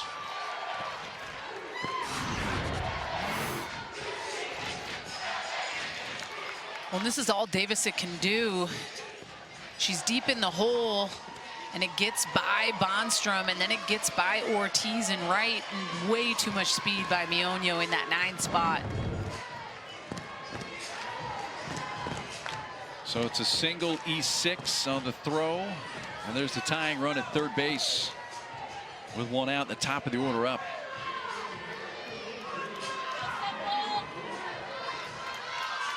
And that was a closer play with Davison than I thought it was. I think if she was able to get the throw on the money, it might have been closer, but the way her body was, momentum, it kind of took the throw offline. Which with Meoño's speed would have been incredible, unbelievable to pull that off.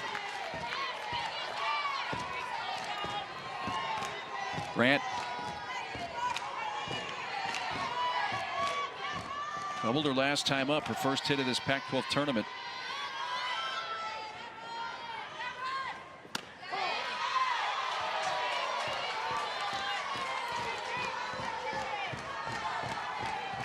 Take that back. She did have a couple of hits, including a home run in the Arizona game, went hitless against Stanford last night.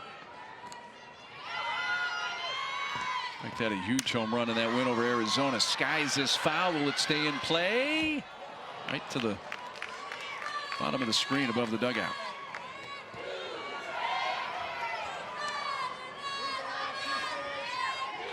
And last night's battle of getting to see the freshman Nyjah Kennedy go up against the freshman Megan Grant, like, it's cool when you start to see the, you know, the future of these programs or players like this. Being a freshman.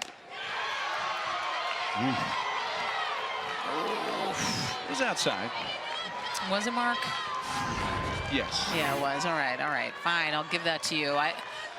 The pitcher in me always wants for the pitcher out there, but I'll say that was probably middle of their batter's box. But Lundberg does a good job framing that pitch behind the dish. Did she go? Yes, on the appeal.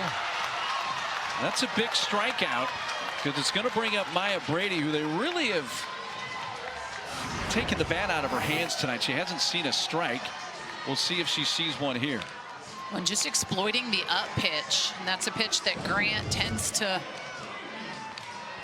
swing at a good amount. Looks like a cookie, but ends up skipping and jumping way up out of the zone. Really good spot by Lopez. And I like this intentional walk, Mark. Well, ooh, be careful if you're Lopez. Don't want to send it to the screen. But last time up, remember, Gooden was pinch running. She was at second, and they're pitching around Brady, and she spiked a couple in the dirt, and Gooden was able to come around and score. They're not even going to mess with that here with the tying run at third base. And it just goes to show the respect on the name of Maya Brady. And, you know, the line of not letting the best player beat you. Well, this is kind of one of those deals with the tying run on third base. I want no part of Brady. I put her on, and I challenged the freshman, Woolry. I know she is the Pac-12 Freshman of the Year, and she's batting in the 3 spot for a reason, but I would rather go down facing someone like that than the vet and the leader and the heartbeat of this team in Maya Brady.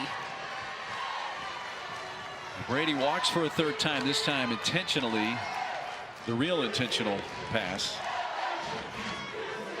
Woolery singled last time up with a base hit to right, line to center her first time up, so she's had 2 really good at bats.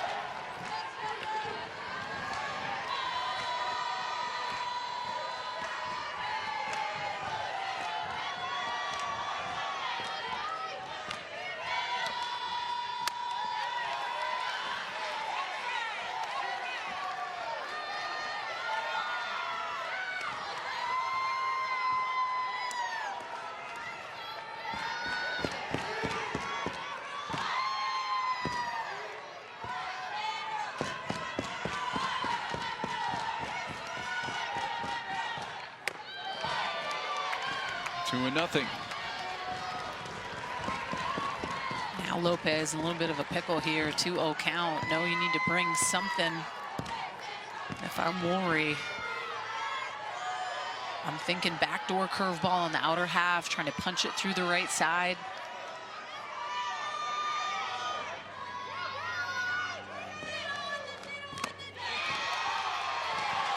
It's the outside corner there.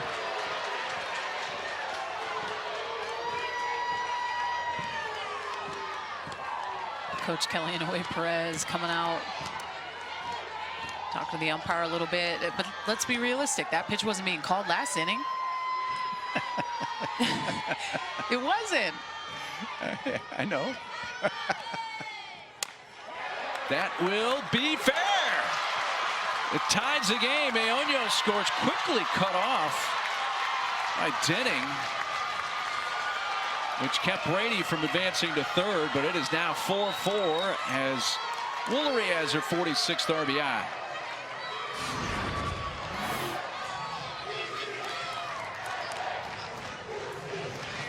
She just turns on this pitch on the inner half. Not fooled by the curve on her hands. Just finds a way to get in there. It's a game of inches. So Leah Jordan comes up, hit the 2-run home run in the first to open the scoring. Rolled into a 6-4-3 double play last time.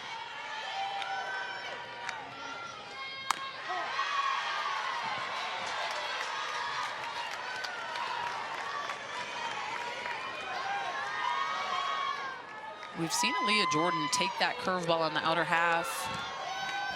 Got to a quick 0-2 on her last AB and then hit into that double play. If I'm Lopez, I remember that. I hit good spots on the outer half. Right side, backing up on it, fielded by Botstrom. She wins the race to the bag to win the inning. But the Bruins respond. They come back and tie it on the Woolery base hit, and we're 4-4 after 4.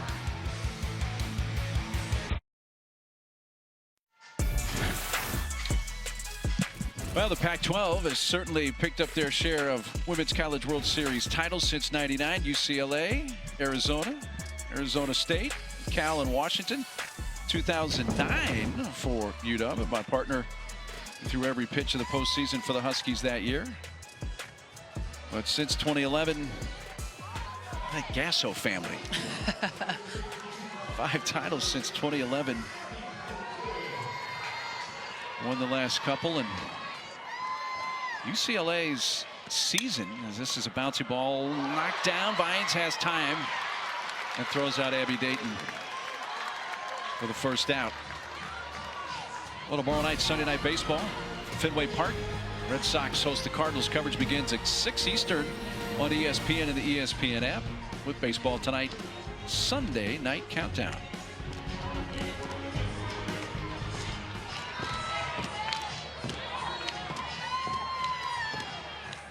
Davidson comes up.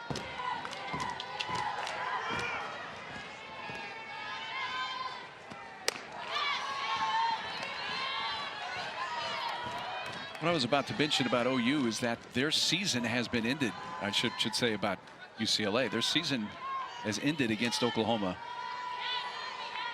every year since 2019. They beat Oklahoma in 2019 to win the title. Have lost to them in the Women's College World Series to end their season in the following seasons. So don't be totally shocked if in the early part of June UCLA and OU hook up again at some point. They did play once this year, which is a resounding OU win. It was played at the Mary Nutter Classic back on February 26th, a 14-0 5-inning win. But I think even Patty Gasso would say at this point, yeah, that's ancient history. Well, it's a new season too.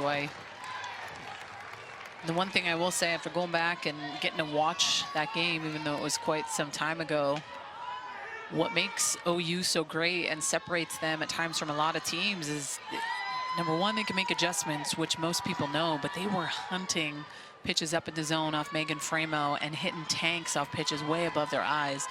That's tough to teach. You can't teach someone to swing a ball over their head and be able to barrel it up with enough power to take you deep on it. So obviously OU's doing something right. You got a little OU feel with DJ Gasso in the dugout and Paige Parker.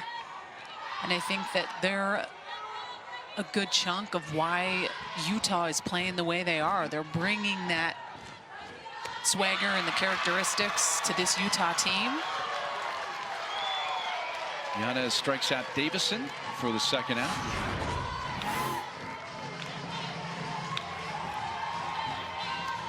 Really pretty pitch by Yanez.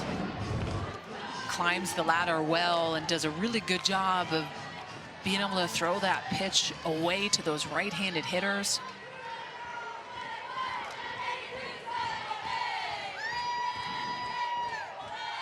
With 2 outs, Denning bouncing it towards the middle, and Brady not quite able to get to it, going hard to her left.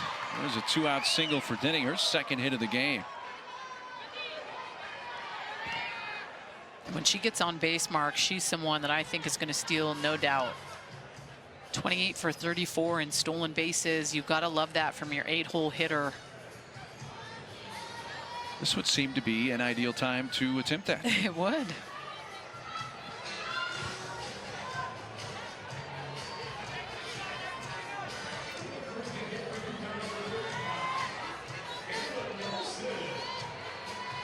Kayla Nelson had a big impact on this game for the Utes with a 2-run double in the 4th. Part of a 3-run inning that briefly gave the Utes the lead. Takes a strike.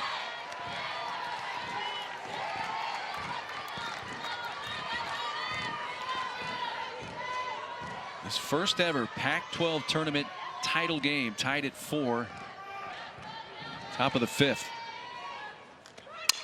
Back to Yanez. She speared that hot shot Throws out Nelson to end the inning. Who's going to take home the trophy tonight? We're tied at 4. Midpoint of the 5th in Tucson.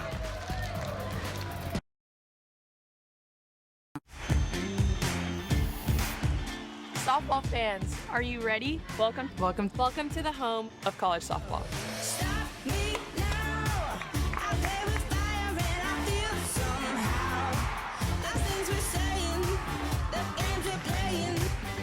This is the home. This is the home. This is the home of college softball. And the selection show tomorrow. Let's watch TV, 7 o'clock Eastern here on ESPN2. To learn the field is 64. Last year it ended up with a couple of Big 12 teams, Oklahoma and Texas. And you see the bottom there? Yeah, Jocelyn Allo. 9 homers in 10 games. I miss Allo. Is that good? I miss seeing her in the game. Yeah, She was just, we may never ever see a hitter like that again. Who made that much of an impact when she stepped in the box. Obviously she had help. It's not like she ever had to do it all by herself, but it kind of got to the point where it's like, oh, if we're going to put Allo on, we got to attack Tiare Jennings. We're going to have to go up against these hitters. So she was getting pitches because she was so stacked behind her. That's driven to deep right center field. What a diving catch! Abby Dayton steals extra bases away from Savannah Pola.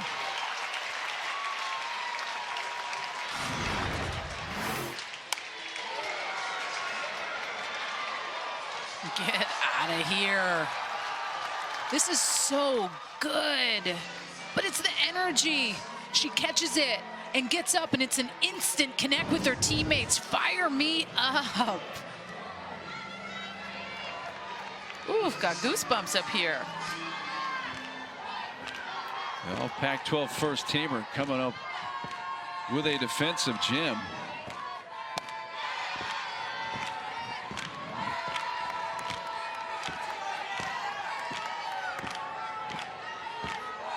One loud out in the UCLA 5th. Now Anna Vine's turn, who's been on base twice. A bump base hit and a walk. Well, if I'm the defense, first and third, I know it all day. White pinching up the line a little bit. She will challenge that defense with her speed. So good at being able to deaden that ball out in front and get up the line.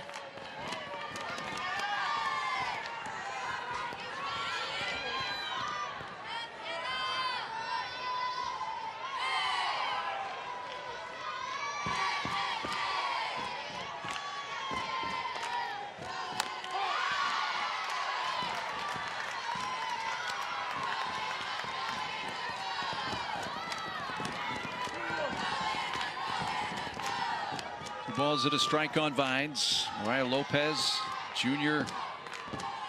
right here in Tucson, pitching for the Utes for Pac-12 tournament title. Fields it down at her ankles and throws out Anna Vines. I'll tell you what, Maria Lopez has shown me something these last several innings. Well, the WNBA season begins Friday. We'll bring you Brittany Griner's return to the court. The Mercury take on the Sparks in Los Angeles. Coverage begins at 11 p.m. Eastern on ESPN, and for the first time on ESPN+.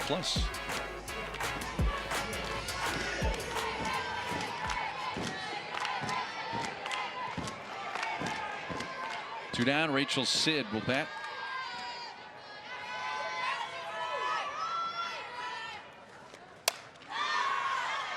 Backing out of play.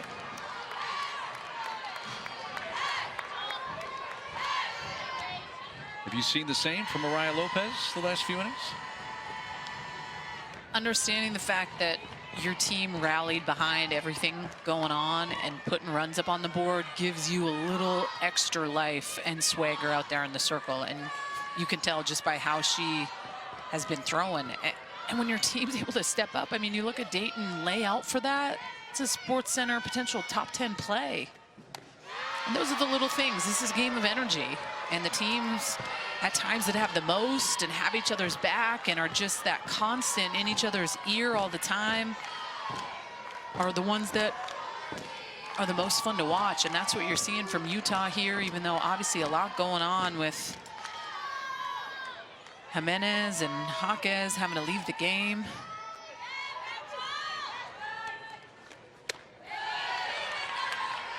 Upstairs to Sid, 2 balls and a strike.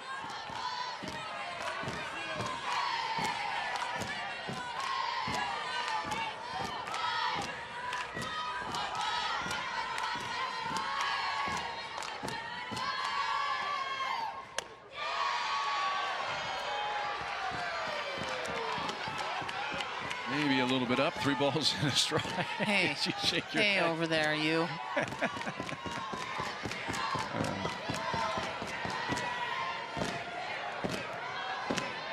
Let's see what Mariah Lopez brings on 3 balls and a strike. In her 100th pitch of the day.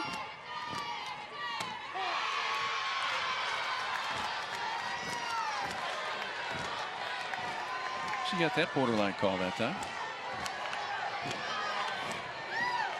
Full count. Goes with a back door. She could get the change working like she had it yesterday. That's a pitch I sneak in here.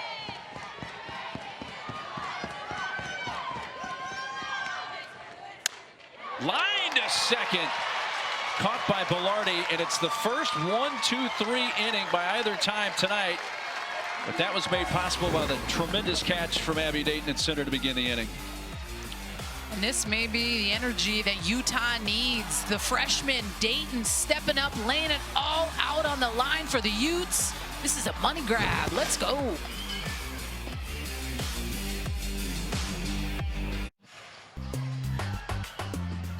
We're closing out this championship Saturday in Tucson in case you missed it. UCF beat Tulsa to get the day going. The American, Florida State wins their 19th ACC title. OU, they do it again, and Tennessee wins their first SEC tournament title since 2011 after winning the regular season this year. One of my teammates with Team Canada, Jen Salling, is on staff there at UCF. First year with them. Potential bubble team just based on where they're at, RPI, everything, but bubble no mole because you won the conference tournament. You're in. By the way, the Summit League being played up in South Dakota has gotten a lot of rain, so they're actually going to finish tomorrow. So there will be one more conference with an automatic berth still to be decided, even after we're finished here in Tucson tonight, because of the wet weather in South Dakota.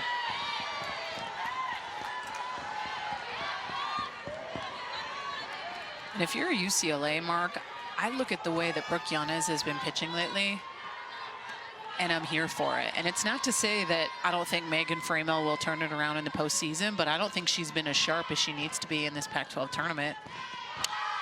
Bunted in the air and caught by the first baseman, Jordan Woolery. Well, the 2 best words in sports. It's Game 7 tomorrow. MVP Joel Embiid and the Sixers square off against Jason Tatum's Celtics. A winner-take-all game to reach the Eastern Conference Finals. Coverage starts at 2:30 Eastern on ABC with NBA Countdown.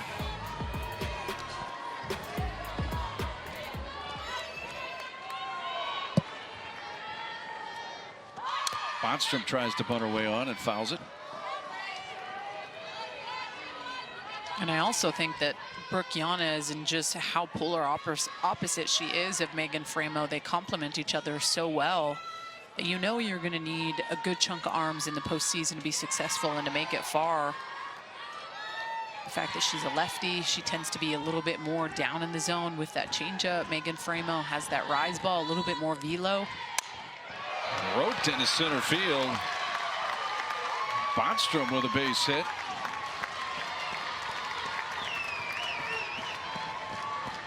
Third hit of the Pac-12 tournament. Alyssa Bonstrom.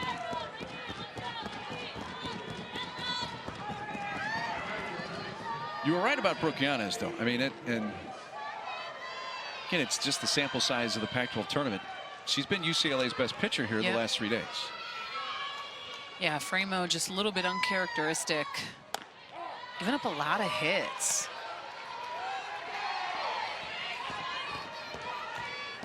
The postseason is a new season, meaning every part of the season has its little piece. Preseason, and then you have conference, and then you have a conference tournament. And then you head into selection show tomorrow and you see kind of where your fate lies, where you're going to be at. And for some reason, even though I'm not in it, I still get nervous about it because you know how much it means to the women and how much work goes into competing to be an elite level athlete.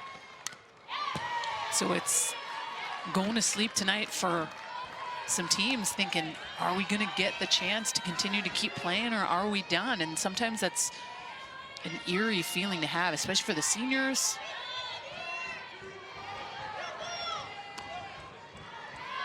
Haley White hit by pitch in her only plate appearance. Utah down 2 starters. Julia Jimenez, third baseman. Right fielder Sophie Hawkes, the right fielder. The 3- and 4-hole hitters for Utah, both injured earlier in the game, had to depart. White, one of those replacements.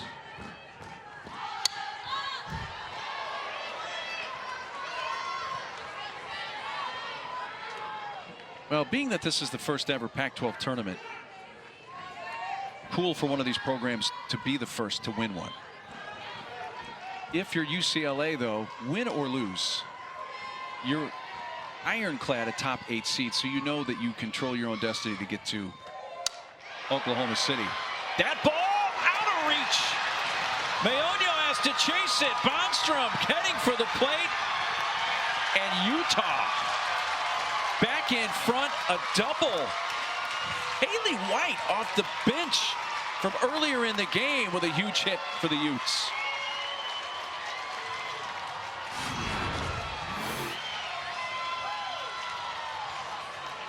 And this is just so clutch by White. I mean, you couldn't put it in a better spot with Bonstrom on one. Gets by the speedy Meonio.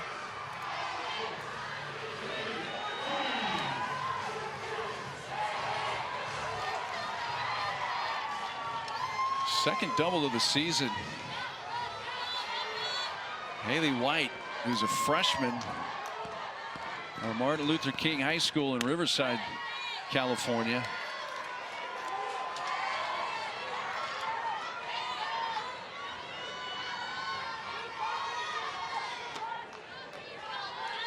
Now, Haley White had 14 total at-bats on the season coming in. If you had told her this morning when she woke up that you're going to have a base hit to put your team in the lead in the title game tonight,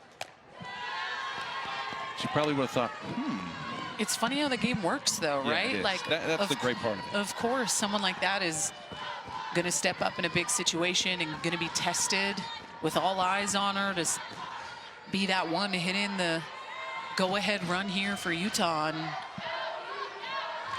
probably the good juju coming from Jimenez, who had to leave this game. That is not a foul ball. It's a live ball, and it allows White to advance to third.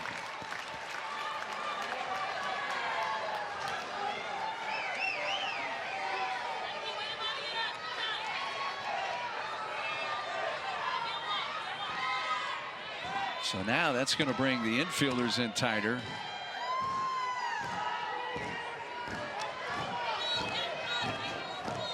One-two count on Ortiz.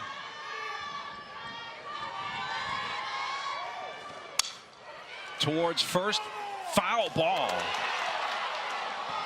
Foul ball. Woolery came up with that right on the line, decided to field it. I think she was just selling out. She's like, if this is fair or foul, I'm going to field it and throw home. Based on where she's standing and the angle of the ball here, I'm not fielding that. Too much speed from White at third.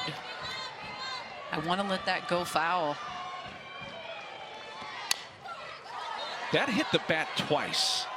That's a foul ball.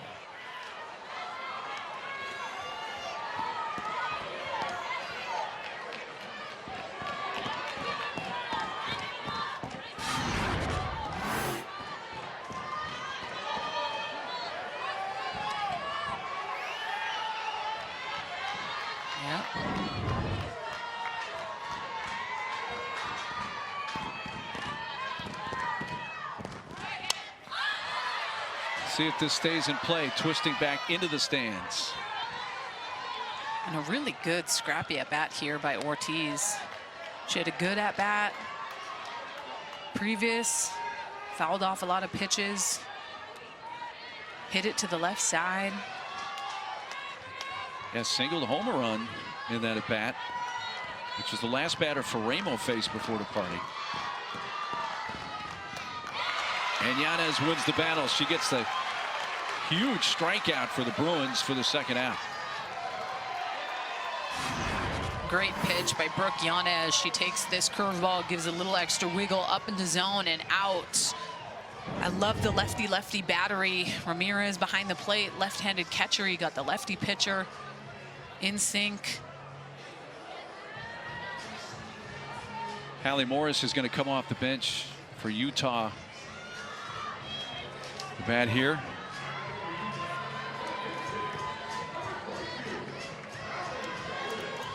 There's another one of the Tucson natives on this team for Utah. Canyon Del Oro High School, a senior now.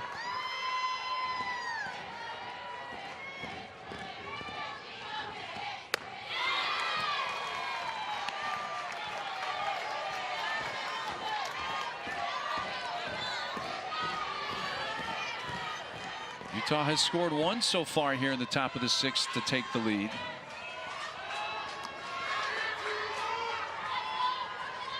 Haley White at third now with 2 outs. Yanez with the 0-1.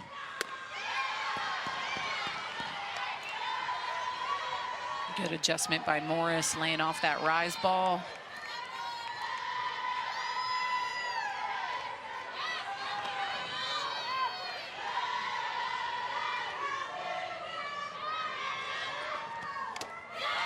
Foul tip.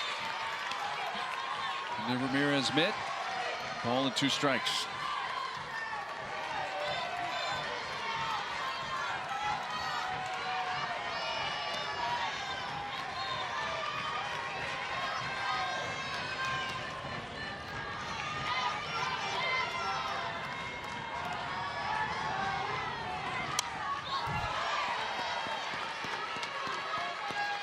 This is only the 4th time all season that UCLA has allowed 5 or more runs in a game. You can't deny what Utah's been able to do offensively, though, especially in this tournament. But they're a team, for me, that is just quickly gaining steam every single game and getting better and better. Better run production, good at bats. Good take there by Morris. 2-2.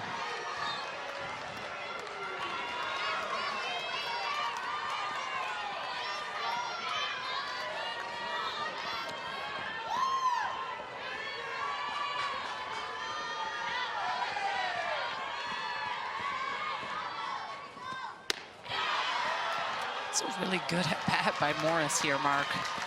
Swings and misses her first pitch of the at bat on the rise ball way up in the zone, and then battles back to a 3-2 count, making Brooke Yanez work.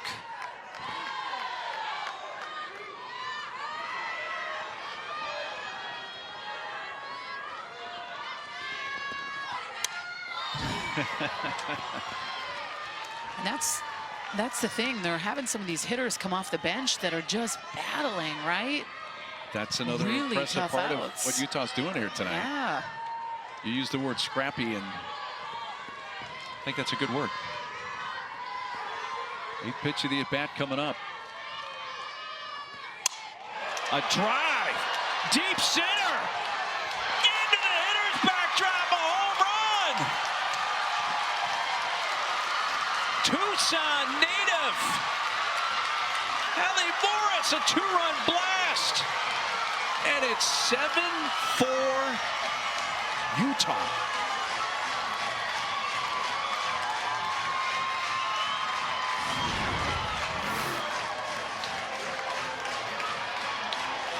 What a good at-bat by Morris. This is a pitch she swung and missed at. The first pitch of this at-bat, hands straight up in the air. She knows it. Those are the things that you remember through sport forever. Those moments in time. That's why you love sport. That's why you play it, for moments like that. Coach Amy Hogue loves it. It's a dangerous team, Mark. Wow, what a story. And that ball was absolutely undressed, hammered to center field. Well, and it's the adjustment piece. It's a swing and miss on it previously, and then battling and seeing a lot of pitches. Yanez working up in the zone, Morris not swinging, and then going after that pitch away. Yanez has to wait. It's going to be close. Out is the call. We do have replay, of course, on site here in Tucson. Let's see if Hogue wants to challenge it.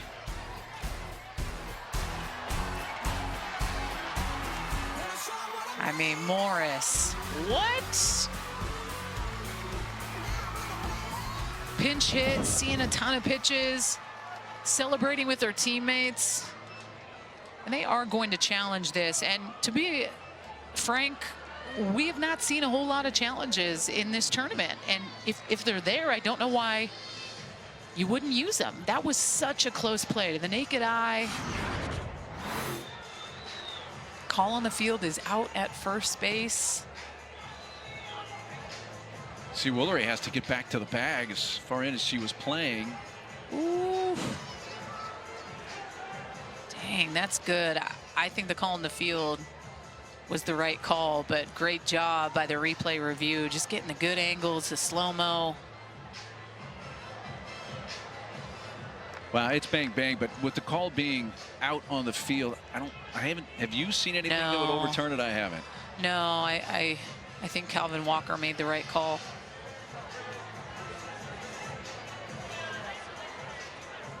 Yep.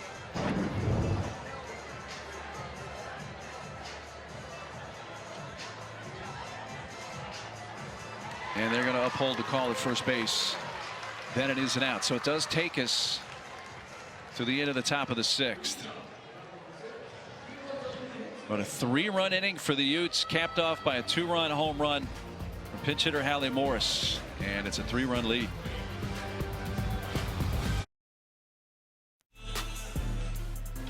Well, this first ever Pac12 tournament championship game has had some twists and turns, and right now it's twisted in Utah's favor. They are up 7-4 going to the bottom of the 6th. We saw the Morris 2-run pinch hit home run in the top of this inning.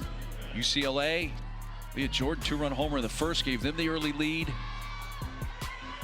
And it is a battle for that trophy for the first ever Pac12 tournament title.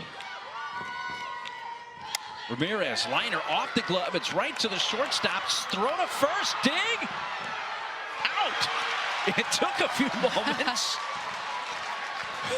Calvin Walker thought about it. That is a 1-6-3 putout. Now let's see if perhaps Coach Inoue Perez wants to challenge this, and that's going to be the case. So you were just saying how few challenges we've had, and now we're going to get them on back-to-back plays between 2 half innings. Well, prior to this inning, when the other challenge was going on, Coach Kelly Inoue Perez had the whole UCLA team rounded up, and she was absolutely laying into them. And Ramirez hits this hard. Davison just a little bit of a bobble, excuse me, but I like the hop, but more importantly, I love the pick.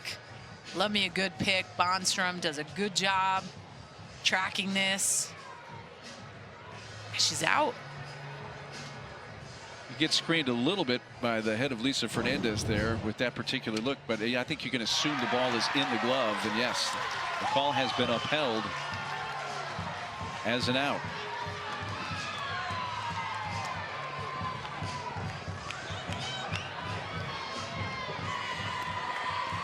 So how about Calvin Walker, the first base umpire? Back-to-back plays in this game that he called. Go to review. And they've been the right ones. And he got them right. He got them right. Yeah. Good for kudos to you. That's hard. That's hard to do. I mean, I know that they're umpires and their job is to try to make the right call, but those bang plays are hard to the naked eye. I'll just say that. No doubts. And that's a huge first out of the inning for Utah. Janelle Mayoño 1 for 2 with a single and a run scored. Ryan Lopez, since the RBI base hit by Woolery in the 4th, has set down the last 5 UCLA hitters in a row.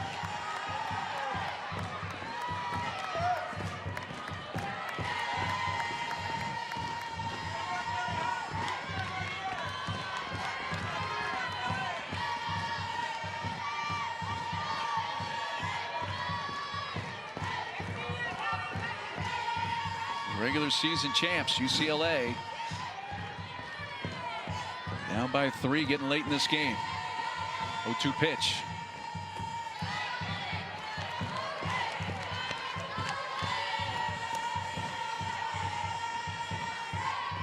"105 pitches."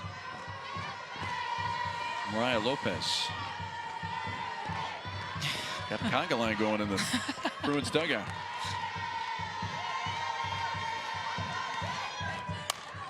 Towards third, gather, throw, really nice play. Haley White. Some players who have been called upon due to injury to other teammates have been unbelievably good off the bench tonight for Utah. On point. You see White come across and get this. Does not let the pressure of the speed of Mionia up the line affect her whatsoever. She fields it cleanly. She makes the money throw on the run. And that's Mionia running there. I know. As if he needed reminding, but really impressive play. Top of the order now. Megan Grant.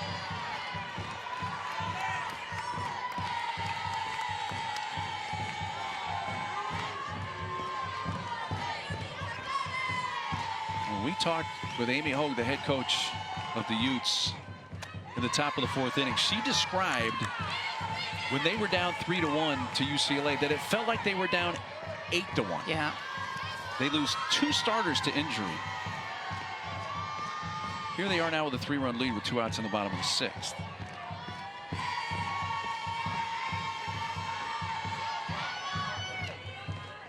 I mean, just to talk about the pop of the offense here for Utah right now, Mark. I mean, their last 6 games, they've had 12 home runs. Previous 18 games, they had 6 home runs. I mean, no big deal. I guess you talk about teams wanting to peak at the right time. Certainly feels like Utah is finding their groove at the perfect time of year. I think the most impressive thing that I'm seeing today from them is just having each other's backs through the heart of what's gone on in this game.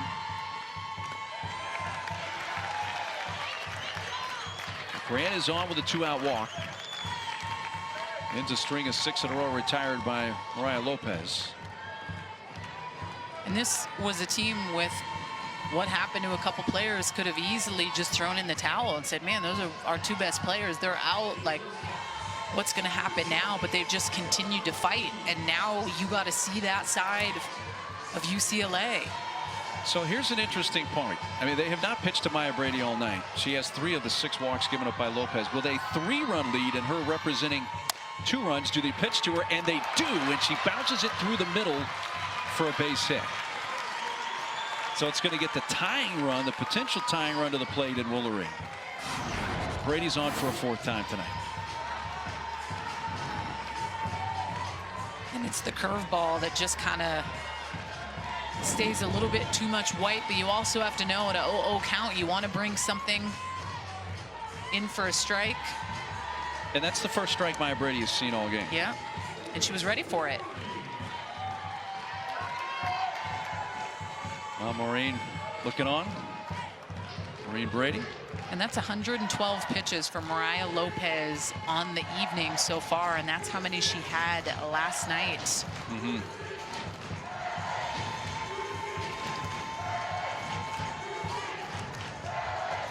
So after getting the first 2 in the inning, walk to Grant, base hit Brady, Woolery's up, who's really had 3 very good at-bats against Lopez tonight.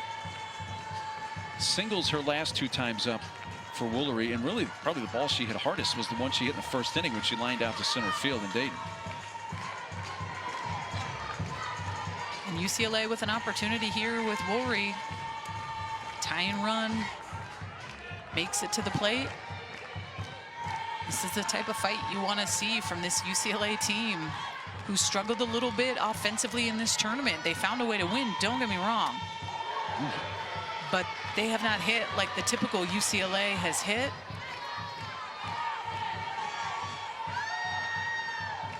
Really good play by Lundberg to keep that from going to the backstop.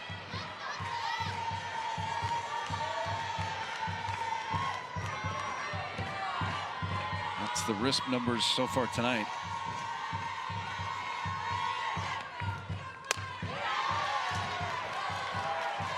Two and 0.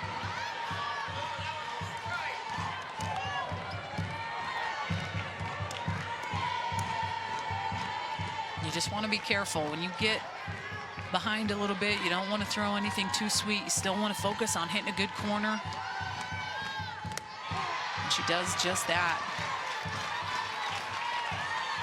Majority of the hitters are not stepping into the box at a hitter's count and going, ooh, the change piece is coming. You catch her off guard. Not opposed to throwing that pitch again.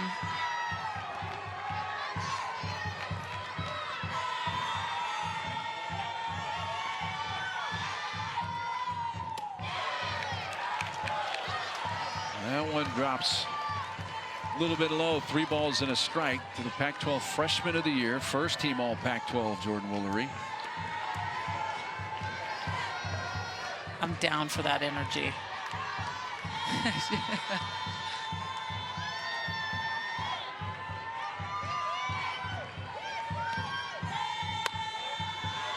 That loads him up. And you got Jordan coming up with a 2-run home run of Lopez back in the first inning.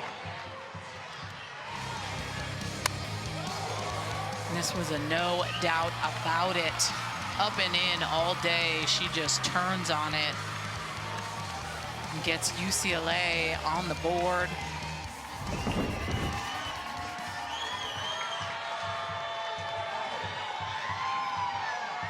Felicia, Jordan. Ooh, it's hard being a mom in these situations. Left field. Denning back at the track, makes the catch. Leah Jordan jumping on the first pitch, lines out, and UCLA leaves him loaded. We're going to the 7th. 7-4 Utes.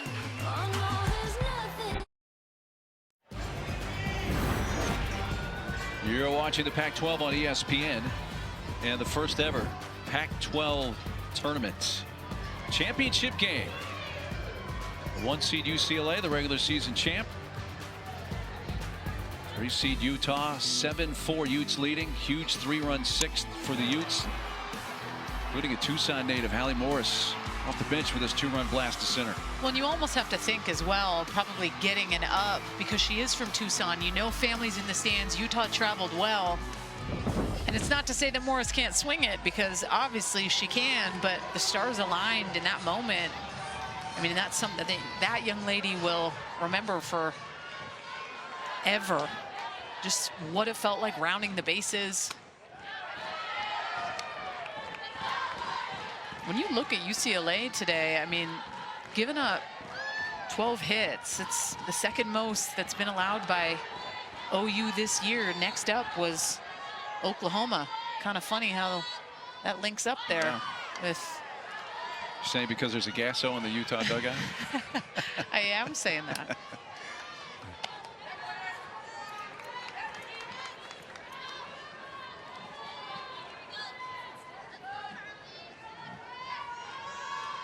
Harley Davidson, a solo home run in the second. That was the first run of the game for Utah. Look at DJ Gasso, his 3rd season as the hitting coach. One of the sons of Patty Gasso, not to be confused with brother JT Gasso, who's still on the OU staff. Third base, gathered Rachel Sid.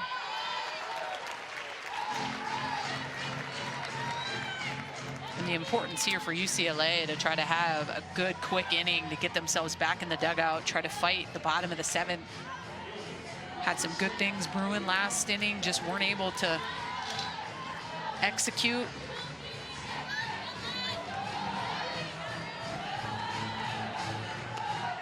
Pola, Vines, and Sid do up the 5, 6, and 7 hitters when we do get to the bottom of the 7th. That is out. She was out of the batter's box. Denning was. The plate umpire making the call, Ed Cooper, saying she is out.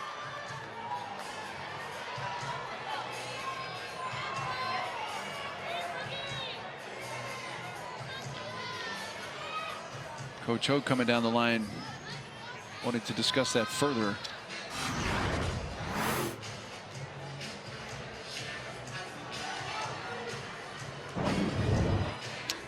And body out of the box, makes contact with her. If you're out of the box, you are out.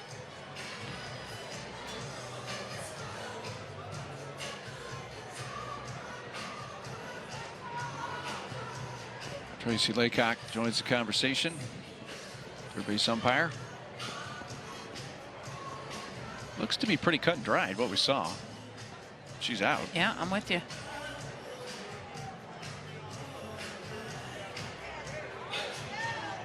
Well, they're going to review it. She talked him into it. We're in the 7th inning. I don't think this is going to take too terribly long.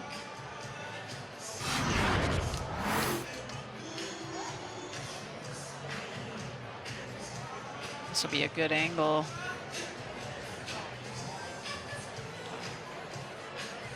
It's out of the box to me. Yeah, I know the chalk lines are kind of a bit mixed up this late in the game, but still look very conclusive that she was in front of the plate, up and out of the box. Well, while we have a moment, let me bounce a few things off you here. Tell me. UCLA has not lost in the last 50 days. Have not lost since March 24th at Oregon. It has been a while. They have won 25 games in a row. So calls upheld. She's out. UCLA is going to be trailing it by at least 3 in the bottom of the 7th. Not only with that long winning streak on the line, but their chance to win the first ever Pac-12 tournament. I know. And there's something about winning the season outright and going in and expected to win. There's a different bullseye on you when you're supposed to win. And I think the underdog mentality that Utah has taken into this tournament has been really cool to see. There's this different pressure knowing that, hey, we're UCLA, we won the Pac-12 season, we didn't lose a Pac-12 series. We're supposed to win. Nelson turns on it out to right field, but it hangs up enough.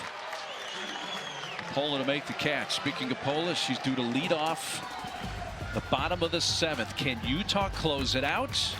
Can UCLA come back in this Pac-12 tournament title game?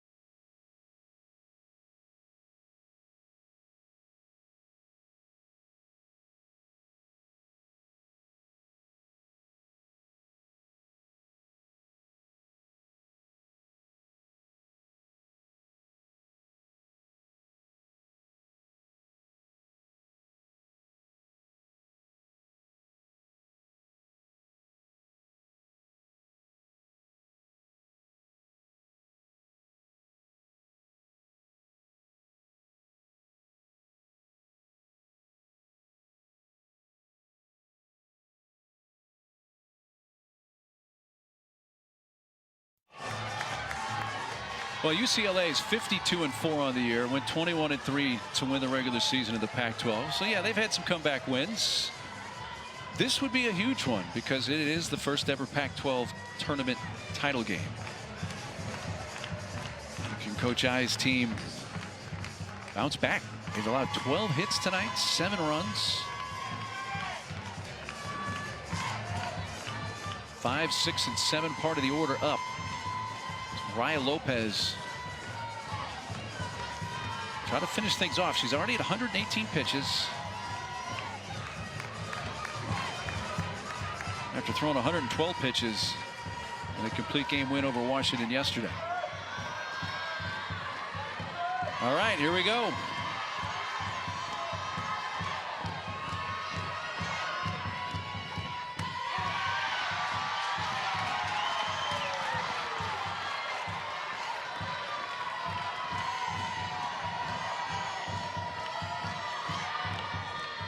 Hold it tonight, 0 for 2. She does have a walk. Fly to center last time. She's had some of the better at-bats, really all tournament long for UCLA. So don't let the 0 for 2 deceive you. She's scrappy, sees a lot of pitches, fights like crazy. And she's who you want up in this situation. Try to get something brewing here for UCLA. Yeah, if you're the Bruins, you need base runners. I mean, hitting out of the ball out of the ballpark's fine, but you need base runners.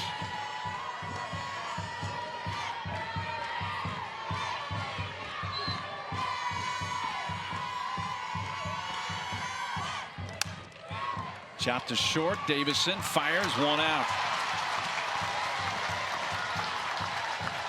A big first out of the bottom of the 7th. Mariah Lopez and the Utes defense.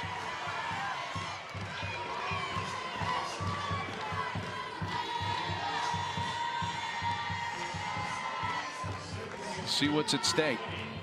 UCLA 25 straight wins coming in. They've only lost 4 times all year. Lost once to Washington, once to Oregon, and once to Cal in conference play, and once to OU in non-conference. There's a first pitch strike to Vines. And I feel like you're seeing Utah beat some big teams here that had their numbers in Pac-12 conference play. You saw them do it with the Huskies. They won 1, lost 2 to them, ended up beating them when it mattered, and then you're seeing the same thing happen right here. Swept by UCLA. But in this tournament, a completely different team, and that's just continuing to climb the mountain as the season goes on to get better and learn and adjust. And you aren't the same team you are when you take the field in February or March or April. You want to be your best version of yourself in May, and right now this is a fuego team that I think can go toe-to-toe with any team in the country right now with the way that they're swinging it.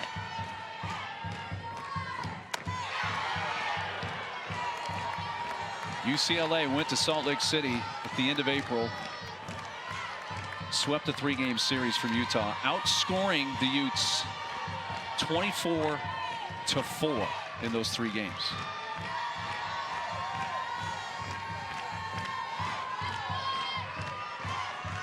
This time the Pac-12 tournament's on the line. Slow roller, charging, the underhand shuttle by Belardi, and Utah. I repeat, Utah is 1 defensive out away from winning the Pac-12 tournament.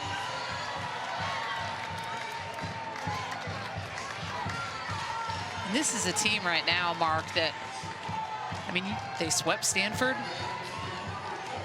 and there's a good chance Stanford's going to be a top 8 seed, but I'm just looking at how Utah is playing right now. Not sure if the selection committee is listening in at all, but I bet they are. This is going to make a huge impact if they pull this off. And I would highly consider this team to go pretty high with just what they've been able to do. Selection show tomorrow night, 7 Eastern, here on ESPN2. Don't miss it. She goes around. Rachel Sid, strike 1. And these are the fun emotions when you're out there. You got 2 down, you got a 3-run cushion as a pitcher. That's what you miss when you're done. Just your heart pounding a little bit, knowing how much is on the line. The fans, you're playing with your sisters. There's so much, and you just need to try to calm down, enjoy it, execute the good pitch. And at times I would remember putting my hand on the ball and it shaking a little bit and having to remind myself, like, okay, take a breath, you're good, just execute the spot. Because the emotions just start to rise.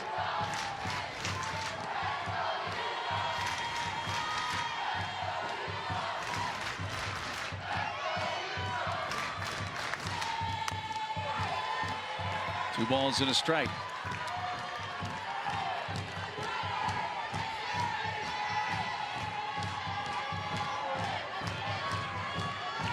Next pitch will be number 130 on the night from Mariah Lopez.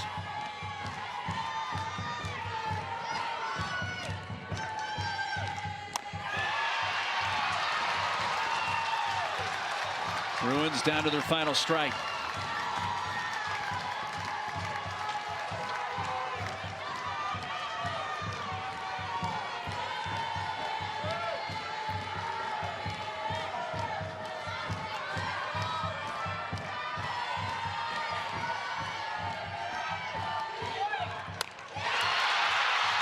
The first ever Pac-12 tournament championship belongs to Utah.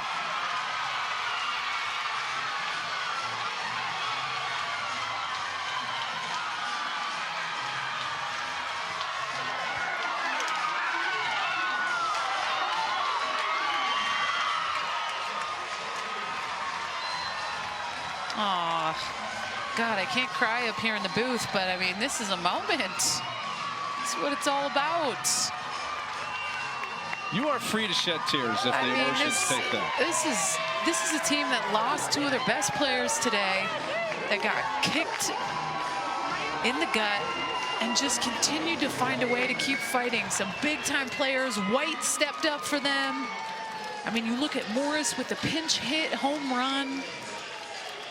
This is special. This is a pretty elite level group here that has just gotten better and better as the year has gone on. And I'm sitting up here pretty stoked for the Pac-12 and what's to come in the postseason. And I hope the selection committee takes a peek at Utah and potentially puts them higher up there, because I believe that this is a team that has a good chance to get to Oklahoma City. I really do. Yeah, we'll see what this run for the Utes does on the selection show tomorrow night here on ESPN2 at 7 o'clock Eastern. We know UCLA, they didn't win the Pac-12 tournament title. They're going to be a high seed. They're going to host. There's big-time power, but what a bit of a shocker here in Tucson. Huh? Utah? No. Who thought it? I can't say I was shocked, Mark. I mean it. No. We should have wrote it down on a note card and handed it to each other at the end, because I had Utah on there to win it. I did. Well, leave it at that. Been fun these few days. I know, I'm going to miss you. For Danielle Laurie, our great crew, I'm Mark Neely. How about this? The Utah Utes, 2023 Pac-12 tournament champions. So long from Tucson.